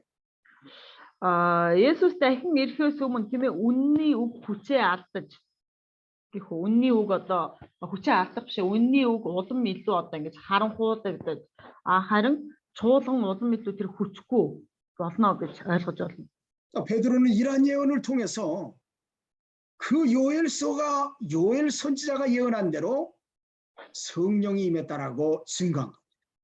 За тэгээд Петр тийм ээ энэ иш үзүүлэгчийн Йоолын одоо иш үзүүлэлгийг хэлснээрээ ингэж хэлснээрээ үнэхээр ариун сүнс ирсэн юм а гэдгийг тэр гэрчилж хэлж өгч байгаа. 이미 하나님께서 장차 성령께서 오셔서 이렇게 많은 사람들이 성령의 감동으로 그 기쁨과 그 즐거움을 누리게 될 것을 선포한 겁니다. Ингэж одоо аль эрт тийм ээ одоо тэр бурхны одоо хүчийг авснараа тэр баяр хөөр тэр хүч тэр одоо амар амгалан одоо мэдэрч байгаамаа гэж хэлж байгаа. 그러면서 여기 21절에 이런 말합니다. 누구든지 주의 이름을 부르는 자는 구원을 받으리라. За тэгээд 21-р эшлэл эзний нэрийг дууддаг бүхэн аврагдах болно гэж хэлсэн. 누구든지 주의 이름을 부르는 자는 구원을 받을 거라는 말은 요엘이 예언한 이 성령의 역사가 현재 임했는데 너희들 가운데 누구든지 예수 그리스도를 영접하면 너희에게도 이런 하나님의 역사가 임할 것이라는 것을 선포한 겁니다. За тэгвэл эзний нэрийг дууддаг бүхэн аврагдах болно гэдэг маань ямар утгатай вэ гэх юм бол яг одоо тэр Петрийн байгаа нөхцөл байдал тийм ээ үнэхээр тэр ариун сүнсийг аваад Йоолын иш үзүүлснээр ариун сүнсийг авсан бөгөөд энэ дунд байгаа хүмүүс эзний нэрийг хүлээн аваад түүнд итгэх юм бол та нар ч гэсэн энэ гайхалтай хүчийг тийм ээ тэр ариун сүнсийг авах болно гэдгийг тэр Петр хэлж өгч байгаа. 오늘 저와 여러분들에게도 동일한 이 역사가 진행되고 있어요. За өнөөдөр болон бид бүхэнд ч гэсэн энэ гайхамшиг энэ гайхалтай ажил одоо үргэлжилсээр байна. 누구든지 주의 이름을 부르는 자는 구원을 얻으리라. Тинчээсэн эзний нэрийг дуудаг хүн авралыг авах болно гэсэн. 자, 이런 하나님의 은혜의 역사가 드러났다라고 베드로가 선포한 거예요. Ийм бурхны тэр гайхамшигтай тэр нэгүслийн ажил бий болсон гэдгийг Петр одоо энэ дэр харуулж хэлж өгч байна. 술 취한 것이 아니라고 얘기한 겁니다. Тэр согтсон юм бол биш ээ гэдгийг хэлж өгч байгаа. 자, 우리 잠깐 쉬었다 합시다. За бүгдээрээ түр амраад үргэлжлүүлье. 자, 시간이 좀 지나서 네. 우리 말씀을 또 공부합시다. За бүгдээрээ үргэлжлүүлцгээе. 자, 여기 22절부터 우리 읽어봅시다. За 22 дугаар ишлэлээс уншия. 자, 여기 28절까지 우리 한번 읽어봅시다. 22-оос 28절. 28 дугаар ишлэл. 22-оос 28 дугаар ишлэл. Израиль ирчүүдээ эдгээр үгсийг сонсцохоо та нарын мэдсэнчлэн бурхан та нарын дунд төвөөр үйлдсэн хүчрхэг үйлс гайхамшиг болон тэмдгүүдээр бурханаас та нарт илэрхийлсэн хүн нь Назарын Есүс бөгөөд тогтоосон шийдвэр ба урьдаас бурханы мэдсний дагуу тушаагдсан түүнийг та нар хууль гүйчүүдийн гараар хадаж алсан. Тэрээр үхэлд авцаар байх боломжгүй тул бурхан үхлийг шаналлыг устгаж түүнийг амьлуулав. Давид түүний тухай эзэн өмнө минь үргэлж байгааг би харсан. Тэр миний баруун талд байдаг учраас би ганхахгүй. Тиймээс зүрх минь баярлаж хэл минь баяслаа. Махбод минь найдвар дотор оршин. Учир нь та сэтгэлийг минь үхэгсийн оронд орхихгүй ариун нэгэндээ ялзарлыг үзүүлэхгүй. Өөрт минь та амийн замыг мэдүүлж өөрийнхөө оршихугаар надад баяр хөөргийг дүүргэн гэсэн байдаг. 자, 베드로가 오순절 성령의 역사는 자, 요엘의 예언처럼 임한 하나님의 역사인 것을 분명히 증거했어요. За Йоэллийн одоо Петр одоо Пентакостийн өдөр бол одоо Йоолын иш үзүүлснээр биелэлээ олсон гэж одоо гэрчилдэг тийм ээ гэрчилсэн тийм ээ.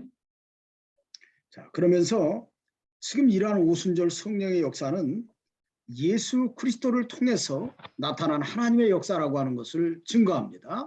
Тэгвэл одоо энэ ажлаа хийж байгаа одоо ариун сүнс бол ерөнхийдөө Есүсийн хүчээр Есүсээр одоо ирсэн юм а гэдгийг хэлж өгч байгаа. 그러면서 하나님께서 나사렛 예수로 큰 권능과 기사와 표적을 너희 가운데서 베푸사 너희 앞에서 그를 증언하셨느니라. 먼저 이렇게 얘기를 해요. 22 дугаар эшлэлдэр хэлсэн байгаа. Та нарын мэдсэнчлэн бурхан та нарын дунд түүгээр үлдсэн хүчрхэг үйлс гайхамшиг болон тэмдгүүдээрээ бурханаас та нарт илэрхийлсэн хүн гэж Назарын Есүс гэж хэлж байгаа. 이 오순절 성령의 역사가 단순한 역사가 아니라 예수 그리스도를 이어서 드러난 하나님의 역사라고 하는 것을 예수 그리스도를 들어서 증거하는 거예요. Тийм учраас одоо энэ Пентекостийн өдөр энэ ариун сүнсний ажил бол Есүс Христээр дамжуулан бий болсон юм а гэдгийг тэр гэрчилж хэлж байгаа. 자, 예수님이 그 전에 계실 때 큰 기사와 능력을 그들 앞에서 보여주었죠. Есүс маш том гайхамшиг, маш их гайхамшиг болоод тэмдгүүдийг, хүчрхэг үйлсүүдийг мэдээж тэднэрт үзүүлсэн байгаа тийм ээ. 자, 그를 통해서 당신이 누구인가를 증언했다고 얘기합니다. Түүгээрээ дамжуулан тэр өөрийгөө хэн болохыг гэрчилж байсан байгаа. 그러니까 예수 그리스도의 기사와 능력은 예수님이 하나님이 보내신 구세주라고 하는 것을 보여준 증거였다라고 베드로가 얘기하는 거예요. Есүс Христийн үзүүлсэн тэр хүчрхэг үйлс, тэр гайхамшиг тэмдгүүд бурхан түүнийг өөрийг нь илгээсний одоо тэмдэг юм а, баталгаа юм а гэж Петр хэлж өгч байна. 그렇다고 하면 이 성령의 역사도 그 증거의 한 부분이라고 하는 걸 얘기하는 거예요. Тийм учраас энэ ариун сүнсний ажил маань хүртэл, түүний одоо баталгааны нэг мөн гэдгийг хэлж өгч байгаа. 나중에 결과적으로 이 성령의 역사를 통해서 성령의 가장 큰 역사는 이 복음을 증거할 수 있는 능력과 동력을 주셨다는 거예요. Тэгвэл энэ ариун сүнсний энэ гайхамшиг, энэ ариун сүнсний энэ ажлаар дамжуулан тийм ээ дараа нь түг 나중에 뭐라고 하셨죠? 자, 성령은 예수 그리스도께서 하나님의 아들이신 것, 예수 그리스도께서 우리를 위해서 속죄하신 것을 증거하기 위해서 많은 사람들에게 그 능력과 동력을 주신다고요. 힘을 주시고.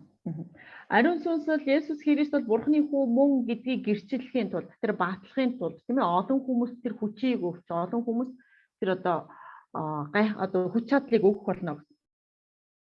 자, 그가 하나님께서 정하신 뜻과 미리 하신 대로 내어준 바 되었거늘 너희 법 없는 자들의 손을 빌려 못 박아 죽였으나 하나님께서 그를 사망의 고통에서 풀어 살리셨으니 이는 그가 사망에 매여 있을 수 없었음이라. 이런 말씀을 증거를 했어요.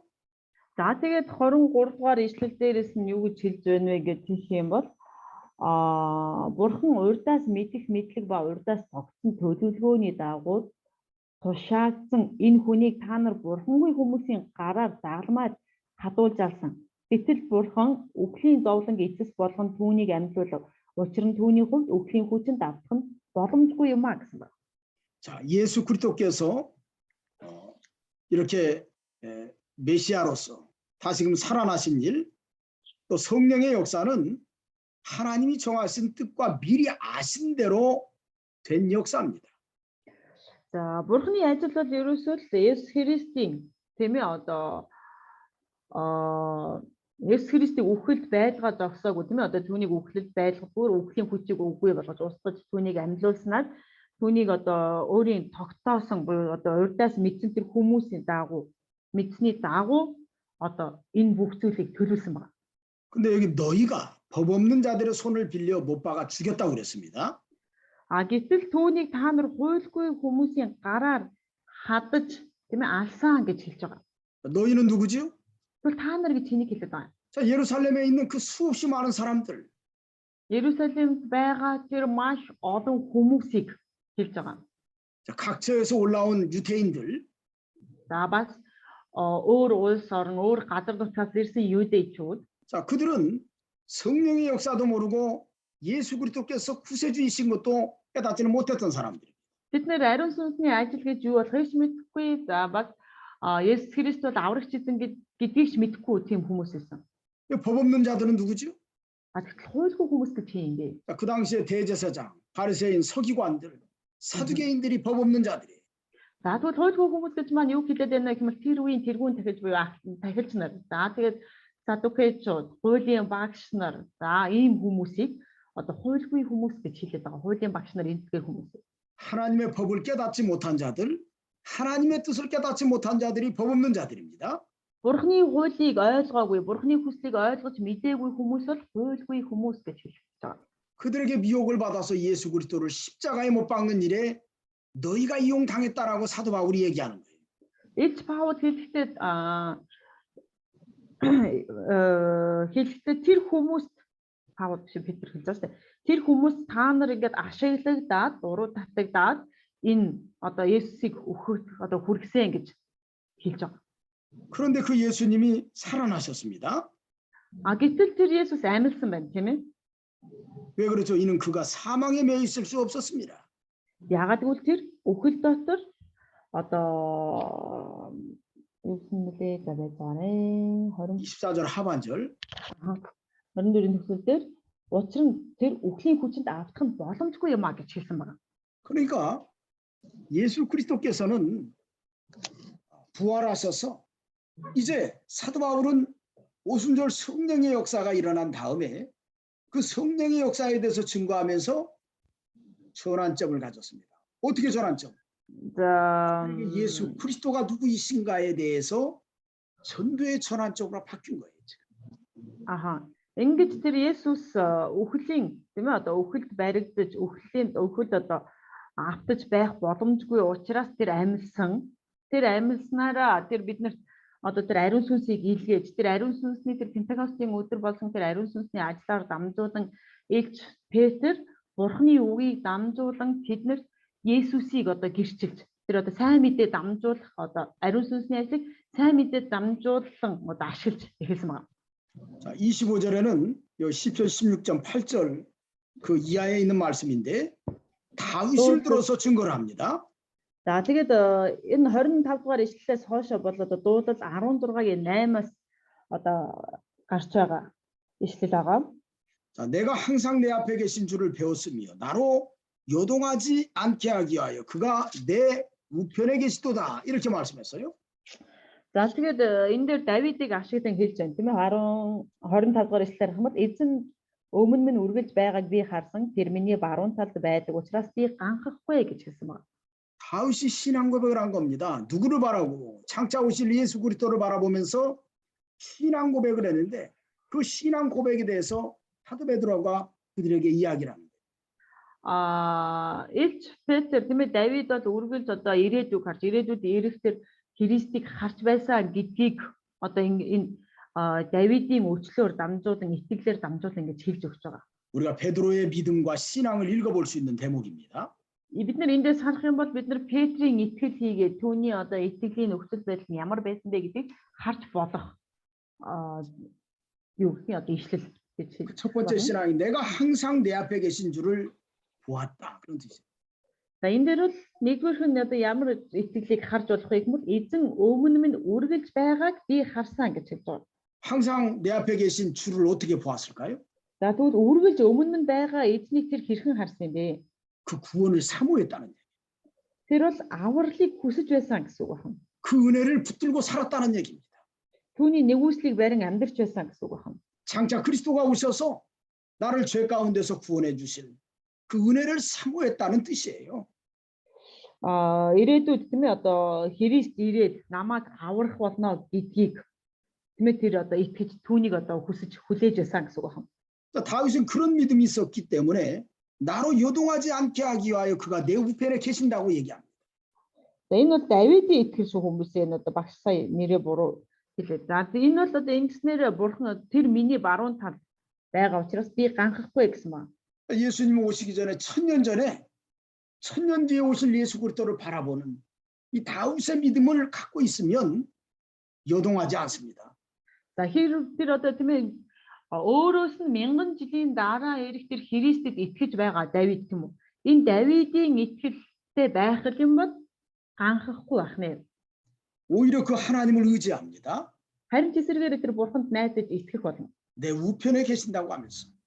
Миний баруун талд байгаа гэж тэр хэлж байгаа. 오늘 우리는 어떤가요? Бид нар өнөөдөр ямар байна вэ? 우리는 다윗보다도 예수 그리스도께서 오셨다는 실체를 경험한 어찌 보면 2000년 이후의 사람들입니다. бид нар бол Давидаас илүүтэйгээр тийм ээ Давид одоо өөрөөс нь дараа мянган жилийн дараа ирэхдээ Христийг харж байсан бол тийм ээ хүлээж байсан бол бид нар Христ ирснээс 2000 жилийн дараах хүн одоо бодит зүйл болоод өнгөрсөн тэр одоо нөхцөл байдал байгаа хүмүүс тийм ээ. 여러분들이 요동하지 말아야 됩니다. 요동하지.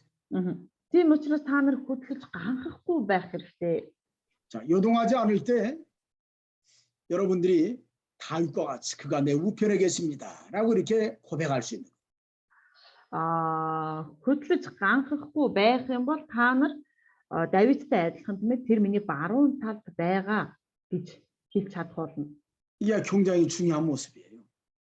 Энэ бол одоо маш их одоо юу гэдэг чухал чухал байх нэ. 유대 백성들이 자신들의 조상 그 다윗에 대해서 어떤 마음을 품었을까 한번 생각을 해보세요. 예? 그 유대 백성들이 다윗에 대해서 어떤 마음을 야 우리 믿음의 조상이다 이렇게 생각했는데 그가 지금 베드로가 증거하는 예수 그리스도를 사모하고 있었다는 걸 얘기하는 거예요. Хэрэв тэгвэл та нар тийм ээ эндээс хараад харах юм бол юудэчүүд Давидыг хэрхэн боддог байсан бэ? Хэрхэн хардаг байсан бэ?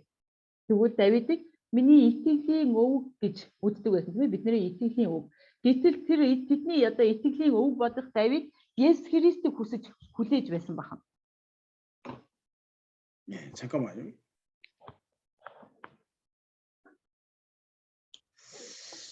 그래서 여기 26절에 이런 말씀. 그러므로 내 마음이 기뻐하였고 내 혀도 즐거워하였으며 육체도 희망에 거한다. 이런 표현을 썼어요.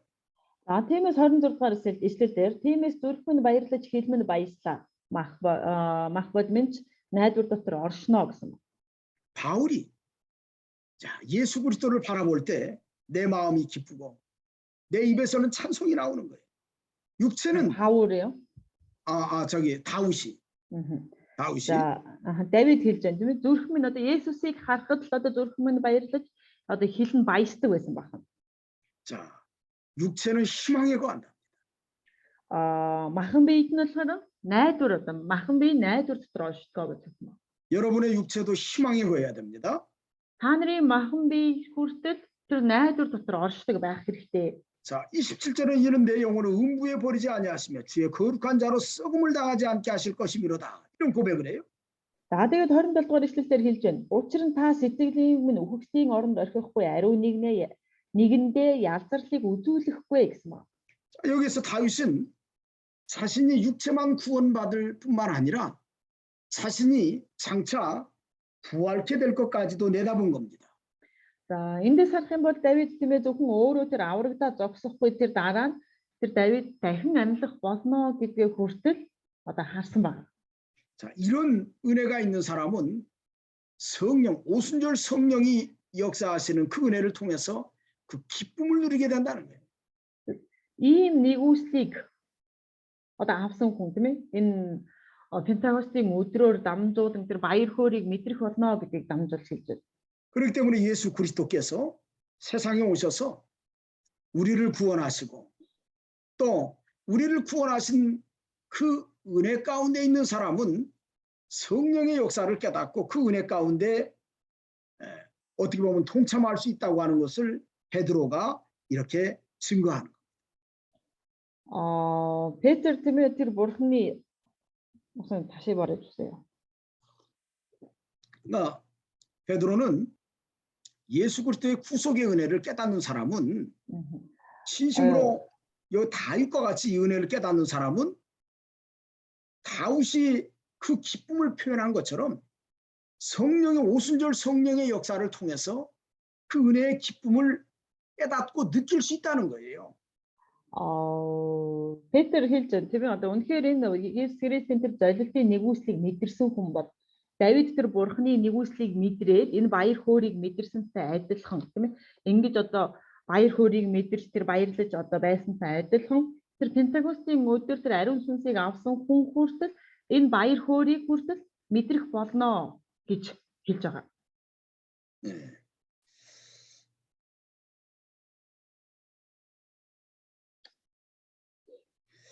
그래서 여기 지금 베드로가 이렇게 고백을 하면서 28절에는 이렇게 말합니다.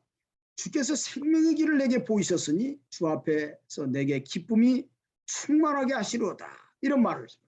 За тэгээд 28 дугаар эшлээс өөрт минь та амийн замыг мэддүүлж өөрийнхөө оршихуугаар надад баяр хөөргийг дүүргэн гэсэн байдаг. 자, 예수님이 생명의 길을 우리에게 보이셨기 때문에 내게 기쁨이 충만하게 하시리로다. 오늘 다윗의 이런 고백, 어찌 보면 장차 오실 예수 그리스도를 통해서 구원의 그 기쁨과 어쩌면 그 구원의 기쁨으로서 자기가 얼마나 희망에 차 있는지를 표현한 내용입니다. 예? За энэ дээр бол Давид Тимотер та надад амийн замыг мэдүүлж өөрийнхөө оршуугаар баяр хөөргийг дүүргэнэ гэж хэлсэн нь тэр ирээдүйд Христ итгэснээр ирснээр түүнд итгэснээр түүнд ямар найдвар байгаа бэ гэж тийм ээ аврагдах тэр найдвар байгаа учраас тэр одоо найдвараа ингэж илэрхийлж хэлсэн байна. 자, 그래서 여기 31절에 이런 말씀을 합니다. Тэгээ 31 дугаар эшлэл дээр ингэж хэлж байна. 자, 미리 본고로 그리스도의 부활을 말하되 그가 음부에 버림이 되지 않고 그의 육신이 썩음을 당하지 아니하시리라 하더니 이렇게 말했어요. За тэгээ 31 дугаар эшлэл дээр юу ч юм бэ? Христийн амьдлыг ухтан харж тэр үхгсийн оронд орхигдсонгүй мах бодонч язарлыг үдсэнгүй гэжээ гэсэн. 자, 다윗이 죽어서 그 당시에 그 묘가 오늘까지 우리 중에 있도다. 예루살렘 성에 있습니다. 예루살렘 다윗성에. За Давидын одоо шарил гэхгүй тийм ээ одоо мэдээж үхээд одоо түүний одоо шарил нь одоо Давидын хотод байгаа. 그러면서 다윗이 여기 30절에 그는 선지자라 하나님이 이미 맹세하사 그 자손 중에서 한 사람을 그 위에 앉게 하시려 하심을 알고 이런 말씀이 있어요. За тэгэд 30 дугаар эшлэл дээр харах юм бол тэр иш үзүүлэгч байсан учраас түүнд бурхан амдгайлсанчлан өөрийнх нь үрээс синтез залахыг мэдээд гэж хэлсэн байна. 자, 그 사람을 미리 보았다는 얘기예요. За тэгвэл тэр синтез залрах нэгнийг тэр урдчлаад одоо мэдсэн байх нь тийм ээ. 그러면서 그 미리 보고서 고백한 아까 이 시편 16편 28절 이하의 요 말씀은 그리스도의 부활까지 내다보고 다윗이 그 은혜 가운데서 고백했다는 것을 베드로가 증거하는 겁니다. За тэгээд Илч Петрийн одоо гэрчилж байгаа ярьж байгаа зүйл нь юу вэ гэх юм бол Давид өөрийнх нь үр удмаас тэр синтез задрах нэгнийг мэдэж байсан учраас тийм ээ тэр Давид дуулал номын 16 дугаар бүлгийн 8 дугаар ишлэлээс хойшоо тийм ээ энэ ишлэлээр дамжуулан өөрийн тэр ивэлийг өөрийн тэр одоо баяр хөөргийг ингэж илэрхийлж байгаамаа гэдгээ одоо хэлж өгсөн. 자, 다윗의 생전에 장차 오실 예수 그리스도를 사모한 것처럼 자신의 후손을 통해서 예수 그리스도가 오셨어요. За Давидыг амьд байхад тийм ээ өөрийн одоо ирээдүйд тэр Христ ирнэ гэсэн тэр өөрийнх нь удмаас Христ төрнө гэж тэр итгэж найдаж байсан. 다윗의 묘는 지금 그 예루살렘 성에 있습니다. Давидын шарил бол одоо тэр өдөө хүртэл тэр Иерусалим хотод оршуулгдсан байгаа. 그러나 그는 부활의 신앙을 가지고 살았어요. Гэхдээ тэр Давид бол дахин амьлна гэсэн итгэл түүнд байж тэр дахин амьлах итгэлээр амьдарч байсан байна. 그분이 너희가 십자가에 못 박힌 예수 그리스도라는 거예요. Тэгвэл та нар бол тэр Есүс тэр дахин амьлахыг өгөх нэгэн бол тэр та нарын загалмай дээр хадсан Есүс Христ юм а гэж тэр хэлсэн байна. 그러면서 여기 베드로가 이야기합니다. 이 예수를 하나님이 살리신지라 우리가 다 이 일의 증인이로다. 이렇게 말. За тэгээд 32 дугаар ишлэлээр Петр хэлэхдээ энэ Есүсийг бурхан амьлуулсан бид бүгд үүнийг гэрчнэр мөн гэж хэлсэн. 자, 베드로는 결과적으로 자, 오순절 성령의 역사를 통해서 다윗을 드러내면서 너희가 십자가에 못 박힌 그 예수 그리스도께서 부활하셨다. 우리는 그 일의 증인이라고 얘기합니다. За тэгээд Петр хэлж байна тийм ээ та нар тэр Есүс бурханы илгээсэн Есүс Христийг загалмаа дээр цовдлсон бид нар бол түүнийх нь гэрч юм а гэдгийг одоо хэлж өгч байгаа. 오순절 성령의 역사가 임하면서 초대교회에 이렇게 베드로의 전도를 통해서 이제 많은 사람들에게 예수 그리스도에 대한 진실된 복음의 역사를 선포하게 된 거예요. За тэгээд энэ Пентекостийн өдрийн ариун сүнсний ажлаар дамжуулан олон хүмүүст Есүс Петр Есүс Христийн сайн мэдээг одоо гэрчилж дамжуулсан байна. 그래서 33절에 이렇게 얘기합니다.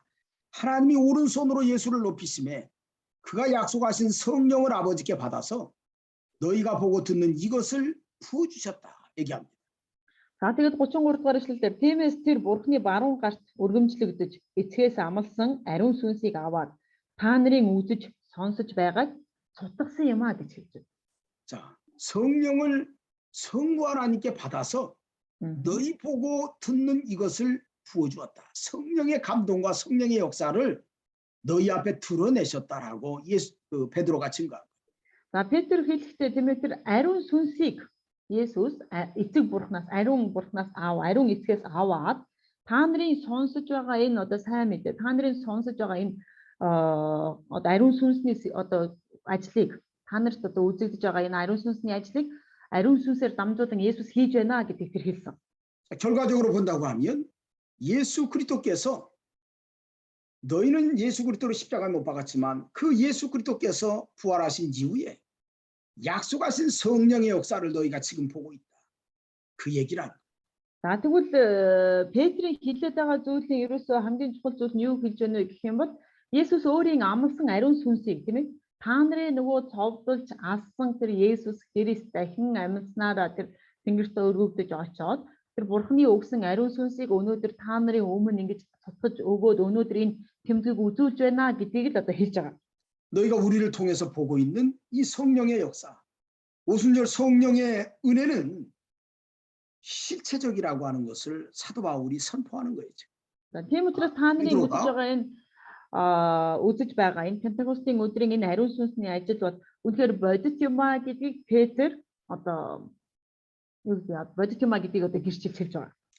자, 그러면서 34절에 이렇게 말합니다. 다윗은 하늘에 올라가지 못하였으나 친히 말하여 이르되 주께서 내 주에게 말씀하시기를 내가 내 원수로 내 발승상 되게 하기까지 너는 내 우편에 앉아 있으라 하셨도다 하였으니 이렇게 말했어요.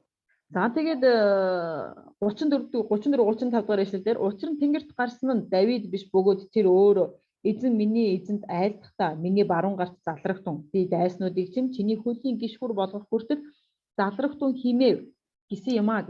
자, 다윗이 하늘에 올라가지 못했다는 말은 무슨 말일까요? За мэдээж Давид тэнгэрт одоо гараагүй гэдэг маань юу гэсэн үг юм бэ? 자, 다윗이 하늘에 올라가지 못했다는 얘기는 아직 장차 오실 예수 그리스도를 눈으로 보지 못했고 또 경험하지 못했다라는 뜻입니다. За энэ дээр харах юм бол тэр тэнгэрт гарсан нь Давид биш ээ гэдэг маань юу хэлж байна гэх юм бол тэр ирээдүйд ирэх байсан тийм ээ хожим ирэх байсан тэр Есүсийг өөрөө нүдээр хараагүй гэдгийг нь хэлж өгч байгаа. 그러나 그는 이미 장차 오실 예수 그리스도를 믿고 있었고 알고 있었다고 고백합니다. Гэхдээ тэр Давид тэр үедээ айл эртэл тэр хожим ирэх тэр Есүс Христийг одоо мэдэж тийм ээ түүнд итгэж байсан гэдгийг нь одоо хэлж өгч байгаа. 그리고 주께서 내 주에게 말씀하시기를 이렇게 말했어요. За тэгээд 34 дугаар эшлэлээр хэлж байна тийм ээ эзэн миний эзэнд айлтгахтаа гэж хэлсэн ба. 자, 다윗이 예수님보다 1000년 전의 사람입니다. Давид бол Есүсээс 1000 жилийн өмнө амьдарч байсан хүн. 자, 주께서가 누굴까요? За тэгвэл эзэн гэж энэ хэлж байгаа нь хин юм болоо. 여기 주께서가 누구지요? За энэ эзэн нь одоо хин юм бол 누구예요? юу гэж бодож байна? Хин гэж бодож байна? 성부 하나님. Эцэг бурхныг хэлж байна. Эхэнд нь байгаа тэр эзэн миний эзэн айлтгахтаа гэсэн тэр эзэн гэдэг юм тийм ээ одоо эцэг бурхныг хэлж байна. 내 주는 누구지요? Миний эзэн гэж хэн блэ? 내 주는 누구예요? 예수스. 예수 그리스도예요. 성자 тэгвэл 하나님. эцэг бурхан гэж хэлсэн. Миний эзэн гэдэг нь болохоор мэдээж тэр ариун хүү буюу Есүсийг хэлж байгаа. 자, 그 예수님께서 여기 내가는 예수 그리스도입니다. 예수님께서 내 원수로 내 발등상이 되게 하기까지 너는 내 우편에 앉아 있으라 하셨도다. 이렇게 말했다고 선포했어요. За тэгвэл тэр эзэн миний эзэнд айлтгахтаа гэж хэлсэн тийм эзэн миний эзэнд айлтгахтаа миний баруун гарт залрагдун би дайснуудыг чинь хөлийн гишгүүр болгох хүртэл залрагдун гэсэн байна. 원수가 누구지요? За тэгвэл дайсан нь хин юм бэ? 사탄입니다. Мэдээж дайсан нь бол сатан. 내 발등상이 되게 하기까지라는 말은 사단의 권세를 다 물리치시고 이기시고 이제 너는 내 우편에 앉아 있으라 승리하신 다음에 하나님 우편에 계실 것을 이렇게 선포했다고 얘기합니다. За тэгээд би дайснуудыг чинь чиний хөлийн гишгүүр болгох хүртэл гэсэн. За тэгвэл хөлийн гишгүүр гэдэг нь маань юу хэлж байгаа юм бэ гэдэг нь Хөлийн гişхүр гэдэг нь түүний одоо сатаны хүчийг бүгдийг нь хүчгүй болгож түүнийг ялж тэр одоо сатаныг одоо хөөх хүртэл гэж хэлж байгаа. 그러니까 이 성부 하나님께서 성자 예수 그리스도에게 이렇게 말씀하셨다고 다윗이 고백했다는 거예요. Тэгвэл ариун бурхан тийм ээ одоо тэр бурхан эцэг тэр хүү Есүс тийм ээ ингэж хэлсэн юм а гэдгийг Давид өөрөө ингэж бас хэлж тунхаглаж байна. 자, 그분이 누구라고요? За тэгвэл 예수 хин 그리스도. бэ? Тэр Есүс Христийн тухай ярьж байна. 계속해서 예수 그리스도를 증거하는 거예요. Есүс 베드로가. Христийг одоо Петр тийм ээ одоо гэрчилж. 그래서 36절에 그런즉 이스라엘 온 집은 확실히 알지니 너희가 십자가에 못 박은 이 예수를 하나님이 주와 그리스도가 되게 하셨다고 얘기해요. Тэгээд 36 дугаар ишлэлээр тиймээс 36 дугаар ишлэлээр бурхан тиймээс та нарын цовдлсон тэр Есүсийг эзэнч Христч болгосныг Израилийн айл бүхэн баттай мэдэгдүүн гэв гэсэн. 이 확실이라는 단어는 분명하다라는 뜻입니다. 분명히 알지. За тэгвэл баттай гэдэг нь юу гэсэн үг вэ гэвэл та нар маш сайн тодорхой мэдэж аваа гэж хэлж байгаа. 또 정확하다라는 뜻이 있어요. 정확히 알지. Энэ бол одоо та нар маш сайн ерөөсөө баттай мэдэж ав тодорхой тийм ээ одоо мэдэж аваа гэж хэлж байгаа. 너희가 십자가에 못 박은 이 예수를 하나님이 주와 그리스도가 되게 하셨다. Та нарын загалмаа дээр цовдлсон энэ Есүсийг тийм ээ бурхан эзэн болгож одоо Христ болгосон юм а гэж байгаа.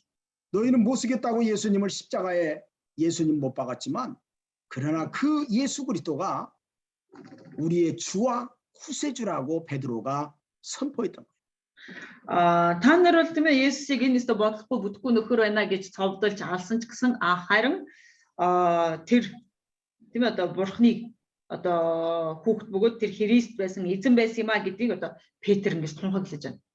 자, 이게 베드로의 어떻게 보면 전도의 메시지입니다. Энэ бол Петрийн одоо сайн мэдээний одоо гол одоо агуулгын нэг. 자, 베드로가 선포한 진리예요. Энэ бол Петрийн тунхагласан үнний үг. 우리도 전도할 때 이렇게 전도하죠. Бид нар ч гэсэн ингэж сайн мэдээд өгдөг. 자, 그렇게 할 때 37절에 한번 보세요. 자, 그들이 이 말을 듣고 마음에 찔려 베드로와 다른 사도들에게 물어 이르되 형제들아 우리가 어찌할꼬 하고는. За тэгээд 37 дугаар эшлэлээр сонссон зүйл нь тэдний зүрхийг хөндсөнд Петр болон бусад элч нарт ах トゥ нараа бид одоо яах вэ гэв гэсэн. 자, 그 말을 들은 다음에 거기 있는 수없이 많은 사람들이 베드로 앞에서 다른 사도들에게 형제들아 우리가 어찌할꼬 이렇게 고백을 했어요. За энэ үгийг нь сонссон хүмүүс тийм ээ одоо Петр болоод тэр бусад элч нарын өмнө очиод тийм ээ бусад элч нараас очиод тэгээд бид нар одоо яах ёстой юм бэ гэж одоо асууж байгаа. 어찌할꼬가 참 중요한 겁니다. Бид одоо яах вэ гэдэг маань одоо хамгийн маш их чухал ахнэ. 지금 그곳에서는 오순절 성령의 역사가 임해 있어요. Тэнд бол одоо Пентекостийн өдөр тэр ариун сүнсний ажил бий болж байгаа шүү дээ тийм ээ. 그 성령의 역사를 통해서 그 많은 사람들이 자기의 죄를 깨달은 거. Ариун сүнсний ажлаар дамжуулан тэр олон хүмүүс өөрсдийн гим нүглийг ойлгож байгаа. 내가 믿지 못하고 십자가에 못 박은 그분이 하나님이 보내신 구세주라고 하는 것을 알게 됐다는 뜻입니다. Би итгэж чадаагүй. Тийм ээ тэр үед бидний итгэж чадаагүй. Бидний одоо үнэхээр хүлээж авч чадаагүй тэр хүн бол үнэхээр бурхны эдгээс тэр аврагч эзэн мөн байсан юм байна гэдгийг энэ хүмүүс одоо ойлгосон байгаа тэр үед. 그럴 때 어찌할꼬 하고 고백하는 거예요. Тийм учраас бид одоо яах вэ гэж тэдний амнаас гарч байгаа юм. 오늘 우리에게도 어찌할꼬의 고백이 있어야 돼. Бид нар ч гэсэн өнөөдөр бидний ч гэсэн тийм ээ өнөөдөр яах вэ би одоо яах вэ гэсэн бурхны өвчл тийм ээ бурхны өмнө 어찌할꼬의 고백이 없는 사람은 байх хэрэгтэй. 하나님께서 주신 은혜도 잘 간수하지 못합니다. Тэгвэл ингэж хэлж байгаа хүн ч гэсэн тийм ээ одоо бурхны өгсөн нэгүслийг тийм ээ одоо сайн хадгалж чадаагүй тэр хүмүүс бас тэр дотор байх болно. 그렇기 때문에 우리가 항상 하나님 앞에서 때로 우리가 예수 믿는다 하면서도 잘 못할 때가 많지요. Заримдаа бид нар Есүст итгэдэг гэж хэлсэн хэрнээ тийм ээ хэлдэг хэрнээ яг юу гэдгийг тэр сайн баттай байж чадахгүй тохиолдлууд бас байдаг тийм ээ. 어찌할꼬가 살아나야 돼. Тэрээд тийм бол бидний дотроос би одоо яах вэ гэсэн 어찌할꼬가 없으면 бий 희망이 болох 없어. хэрэгтэй. Хэрвээ биднэрт би одоо яах вэ гэсэн бодол байхгүй тийм ээ. Үнэхээр ийм итгэлийн үйлчлэл байхгүй бол надад ямар ч найдвар гэдэг зүйл алга. 어찌할 고가 있어야만이 희망이 있습니다. Би одоо яах вэ гэсэн тийм ээ ийм итгэлийн үйлчлэл байж байгаа хүн бол найдвартай хүн байх нэ. 자, 그럴 때 베드로가 그들에게 얘기해요. 38절부터 여기 보니까 За тэн дээр харах юм бол Петр 38 дугаар ишлэл дээр тэднэрт ингэж хариулж байна. 베드로가 이르되 너희가 회개하여 각각 예수 그리스도의 이름으로 세례를 받고 죄 사함을 받으라. 그리하면 성령의 선물을 받으리니. 이렇게 말씀합니다. За тэгээ 38 дугаар ишлэл дээр харах юм бол Петр тэдэнд гэмшигтүү хүн бүр Есүс Христийн нэрээр баптизм хүртцгээе. Ингэснээр та нарын нүгэл уучлагдаж бас та нар ариун сүнсний бэлгийг авах болно гэсэн. 너희가 각각 회개하라고 얘기합니다. За та нар тийм ээ одоо хүн бүр гэмшицгээ гэж хэлж байгаа. 회개가 뭐죠? За гэмшин гэдэг маань юу юм бэ? 회개라고 하는 것은 한문입니다. 사실은 한문에 돌이킬 회, 고칠 개 그런 뜻이에요. 예? 돌이켜서 고친다라는 뜻입니다. За гэмшин гэдэг маань юу гэсэн үг юм бэ гэх юм бол тэр үгийн одоо гэмших гэдэг үгийн утга нь бол тэр өөрийн хийж байгаа явж байгаа зам гэдэг эсвэл хийж байгаа зүйлээсээ эргэж өөрийгөө засах гэсэн утгатай байна. 이 회개가 뭘까요? За тэгвэл энэ гэмшил нь юу юм бэ? 예수 그리스도를 믿지 못했던 자리에서 이제 예수 그리스도를 믿고 예수님께 나오는 것이 회개입니다. За тэгвэл энэ дээр гарч байгаа тэр гэмшил нь юу юм бэ гэх юм бол Есүст итгэхгүй байгаа тэр байдлаасаа эргээд Есүс рүү эргэж тийм ээ Есүст итгэж Есүсийн өмнө ирэхийг хэлж байна. 또 예수님을 십자가에 못 박았던 것을 철저히 하나님 앞에 용서를 구하는 것이 회개예요. За тэгээд бас Есүсийг загламаа дээр цовдлсныгоо хүртэл Бурхны өмнө Бурхнаас өршөөл ирж гуйж залбирх нь бас гэмшил ахна. 아까 돌이킬 회라고 했으니까 이제는 주를 위해서 살겠다고 고백하는 것이 회개입니다. За тэгээд өдөр энэ дээр гэмшил гэдэг маань бас эргэх гэж хэлсэн тийм ээ. Тэр эргэх гэдэг маань юу юм бэ гэвэл одоо би тэгвэл эзний төлөө амьдрнаа гэдгээ одоо эзний төлөө амьдрахаар одоо эргэх хэрэгтэй гэсэн үг. 두 번째로 예수 그리스도 이름으로 세례를 받으라고 그랬어요. За тэгээд дараа нь тэднийг юу гэсэн бэ гэвэл Есүс Христийн нэрээр баптизм хүртцгээе гэсэн ба. 누구의 이름으로 세례를 받아요? Хиний нэрээр баптизм хүртгэж байна? 예수 그리스도의 이름으로. Есүс Христийн нэрээр баптизм хүртцгээе гэсэн ба. 다시 말하면 예수 그리스도를 나의 구주로 영접했다고 하는 그 신앙의 고백이 세례입니다. За өөрөөр хэлэх юм бол тийм ээ одоо Есүс Христийг өөрийн аврагч эзэн болгон хүлээн авсан гэдэг маань одоо итгэлийн одоо өчл байгаа. 자, 구약 시대에 이 회개는 구약 시대 할례하고 비슷해요. 똑같습니다. Энэ гэмшил гэдэг маань тийм ээ одоо хуучин гэрээний үеийн тэр нөх хөвч хөндөлтөд адилхан утгатай. 자, 세례의 의미가 어떤 의미가 있죠? 세 가지 의미죠. 세례? 네, 세례. 자, 우리가 물 세례를 주잖아요. 근데 이 세례의 의미가 세 가지가 있잖아요. За усан баталгаа баптизмын одоо утга гэж байгаа тийм ээ. Гурван утгатай. Баптизм гэдэг маань одоо ямар утга учиртай бэ гэж. 어떤 의미가 있어요? ямар учир утгатай бэ? 하나님의 백성이 되었다는 증표입니다. За нэгдүгээр нь Бурхны ард түмэн болсны тэмдэг.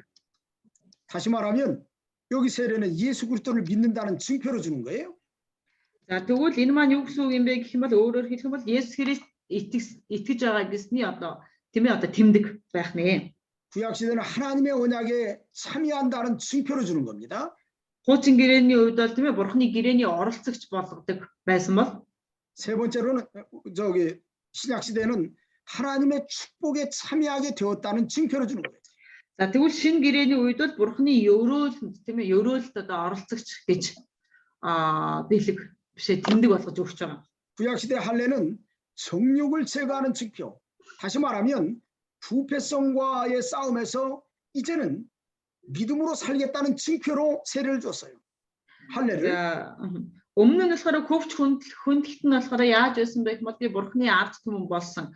Бурхны одоо хүн гэх юм уу ард түмэн одоо нэг болсны тэмдэг болгож ашиглаж байсан бол энэ шинэ гэрээнд болох юм бол тэр гимшлэр дамжуулан тэр усан баталгаагаар дамжуулан Бурхны ард түмний бас тэмдэг байна.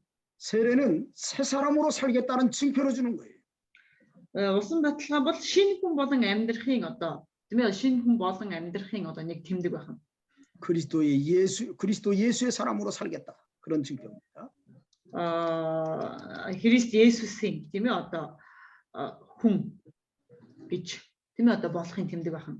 그리고 구약 시대 할례하고 세례가 거의 비슷해요. 그래서 Тийм учраас одоо хуучин гэрээний үеийн одоо баптизм биш хөвч хүндэлт болоод энэ баптизм хоёр маань адилхан утгатай байна. 그러면 죄 사함을 받을 거라고 그랬습니다. За хэрвээ тэгэх юм бол гмийн уучлалыг авна гэсэн байна.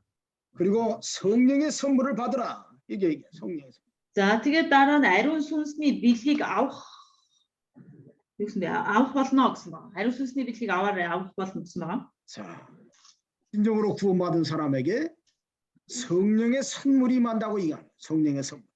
Үнэхээр тэр одоо чин сэтгэлээсээ тэр эснийг хүлээн авсан нэгэн бол ариун сүнсний бэлгийг авах болно гэж. 성령의 가장 큰 선물이 뭘까요? 아리ун сүнсний хамгийн одоо том бэлэг нь юу юм болоо? 성령의 가장 큰 선물이 뭐죠? 아리ун сүнсний хамгийн том бэлэг нь юу вэ? 성령의 가장 큰 선물이 뭐예요? 아리ун сүнсний хамгийн том бэлэг нь аврагдах 구원 хүлээн зөвшөөрөх. 성령의 가장 큰 선물은 예수님을 영접한. 그렇죠.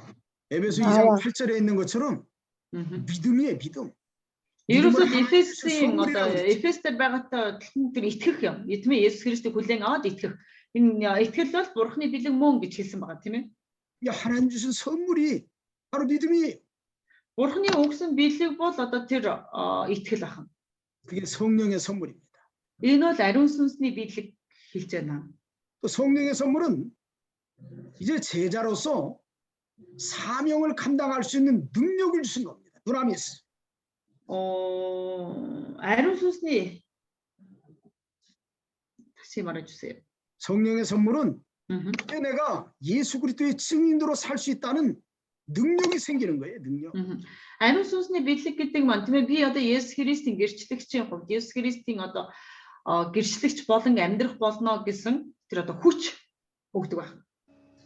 그래서 이 약속은 너희와 너희 자녀와 모든 먼데 사람 곧 주 우리 하나님이 얼마든지 부르시는 자들에게 하신 것이다. 이렇게 말씀했어요. За тэгээ 39-р эшлэл дээр учир нь уг амлалтаа та нар болон та нарын хүүхдүүдийн төдийгүй бас алсад байх бүгдийнх нь өгөөд манай бурхан эзнээ дуудагдсан болгоных билээ гэв. 그러니까 지금 너희들뿐만 아니라 너희와 너희 자녀뿐만 아니라 하나님이 얼마든지 부르시는 사람들. 다시 말하면 예수 그리스도를 통해서 구원받기로 예정된 온 세상에 흩어진 수없이 많은 사람들이 예수 그리스도 앞에 나오면 이런 성령의 은혜를 받을 것이라, 성령의 선물을 받을 것이라고 선포했던 겁니다.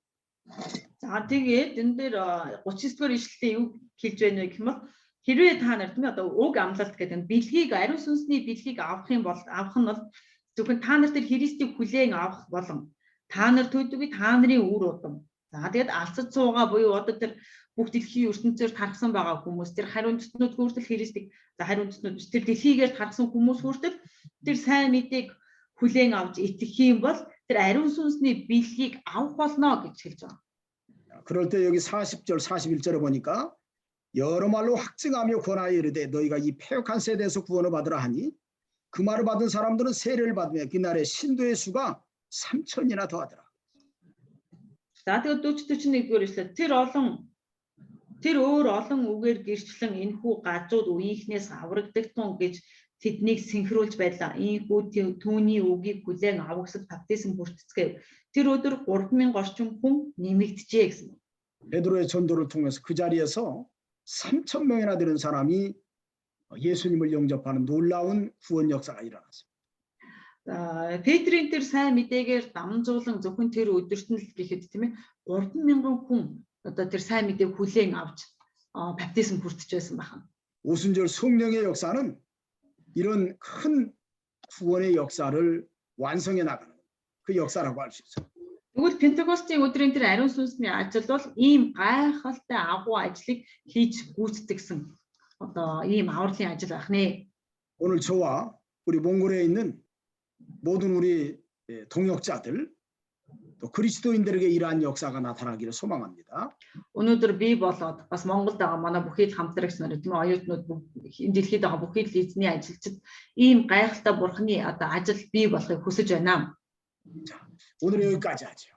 За өнөөдөр ингээд дуусгая.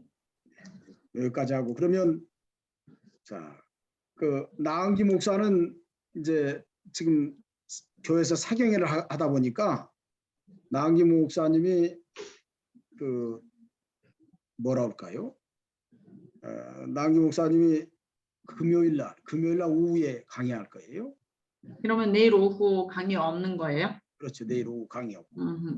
그렇게 За 알고 маргааш үдээс хойш хичээл байхгүй. Маргааш үдээс хойш хичээл байхгүй шүү. Харин 5 дахь өдөр үдээс хойш хичээлээ нөхөн Наанги пастор шастрын дид тийм ээ. Тийм учраас энэ үдээс хойш нөхөлтөнд орж байгаа хүмүүс ерөөсөө орж ирдгүй шүү. Түрүүчийн хичээл дээр ихэд 1 2 3 4 5уулна одоо хичээлд оролцсон байна. 그래요. 오늘 자 여기까지 하고 뭐 질문할 거 있어요? За асуух асуулт байна уу?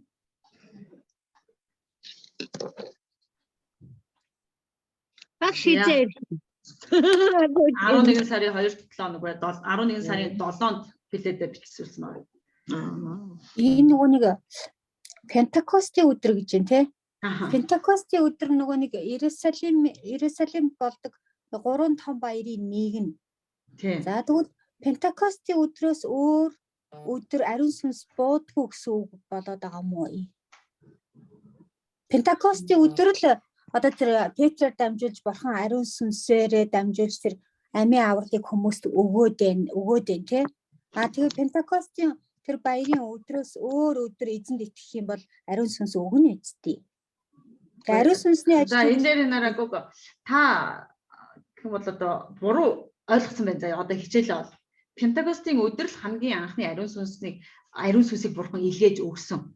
за Зөвхөн тэр баярын өдөр. Ягаад гэвэл тэр олон хүмүүс энэ тэндээс ирсэн олон хүмүүс цугулсан байгаа учраас тэр өдөр тэгж өгсөн байна шүү дээ. Түүнээс ч зөвхөн тэр өдөр ариун сүнсийг өгнө. Эсвэл одоо бусад өдөр итгэх юм бол ариун сүнсийг өгөхгүй гэсэн үг бол биш. тэгж өгсөн юм тий. Анх удаа тэгж өгч байгаа.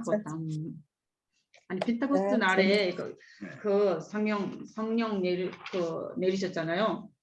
또 어제 그 날에만 저기 성령을 주시냐고 아까 그 물어보는 거예요. 근데 그러니까 그렇지 않다고 좀 설명해 줬어요.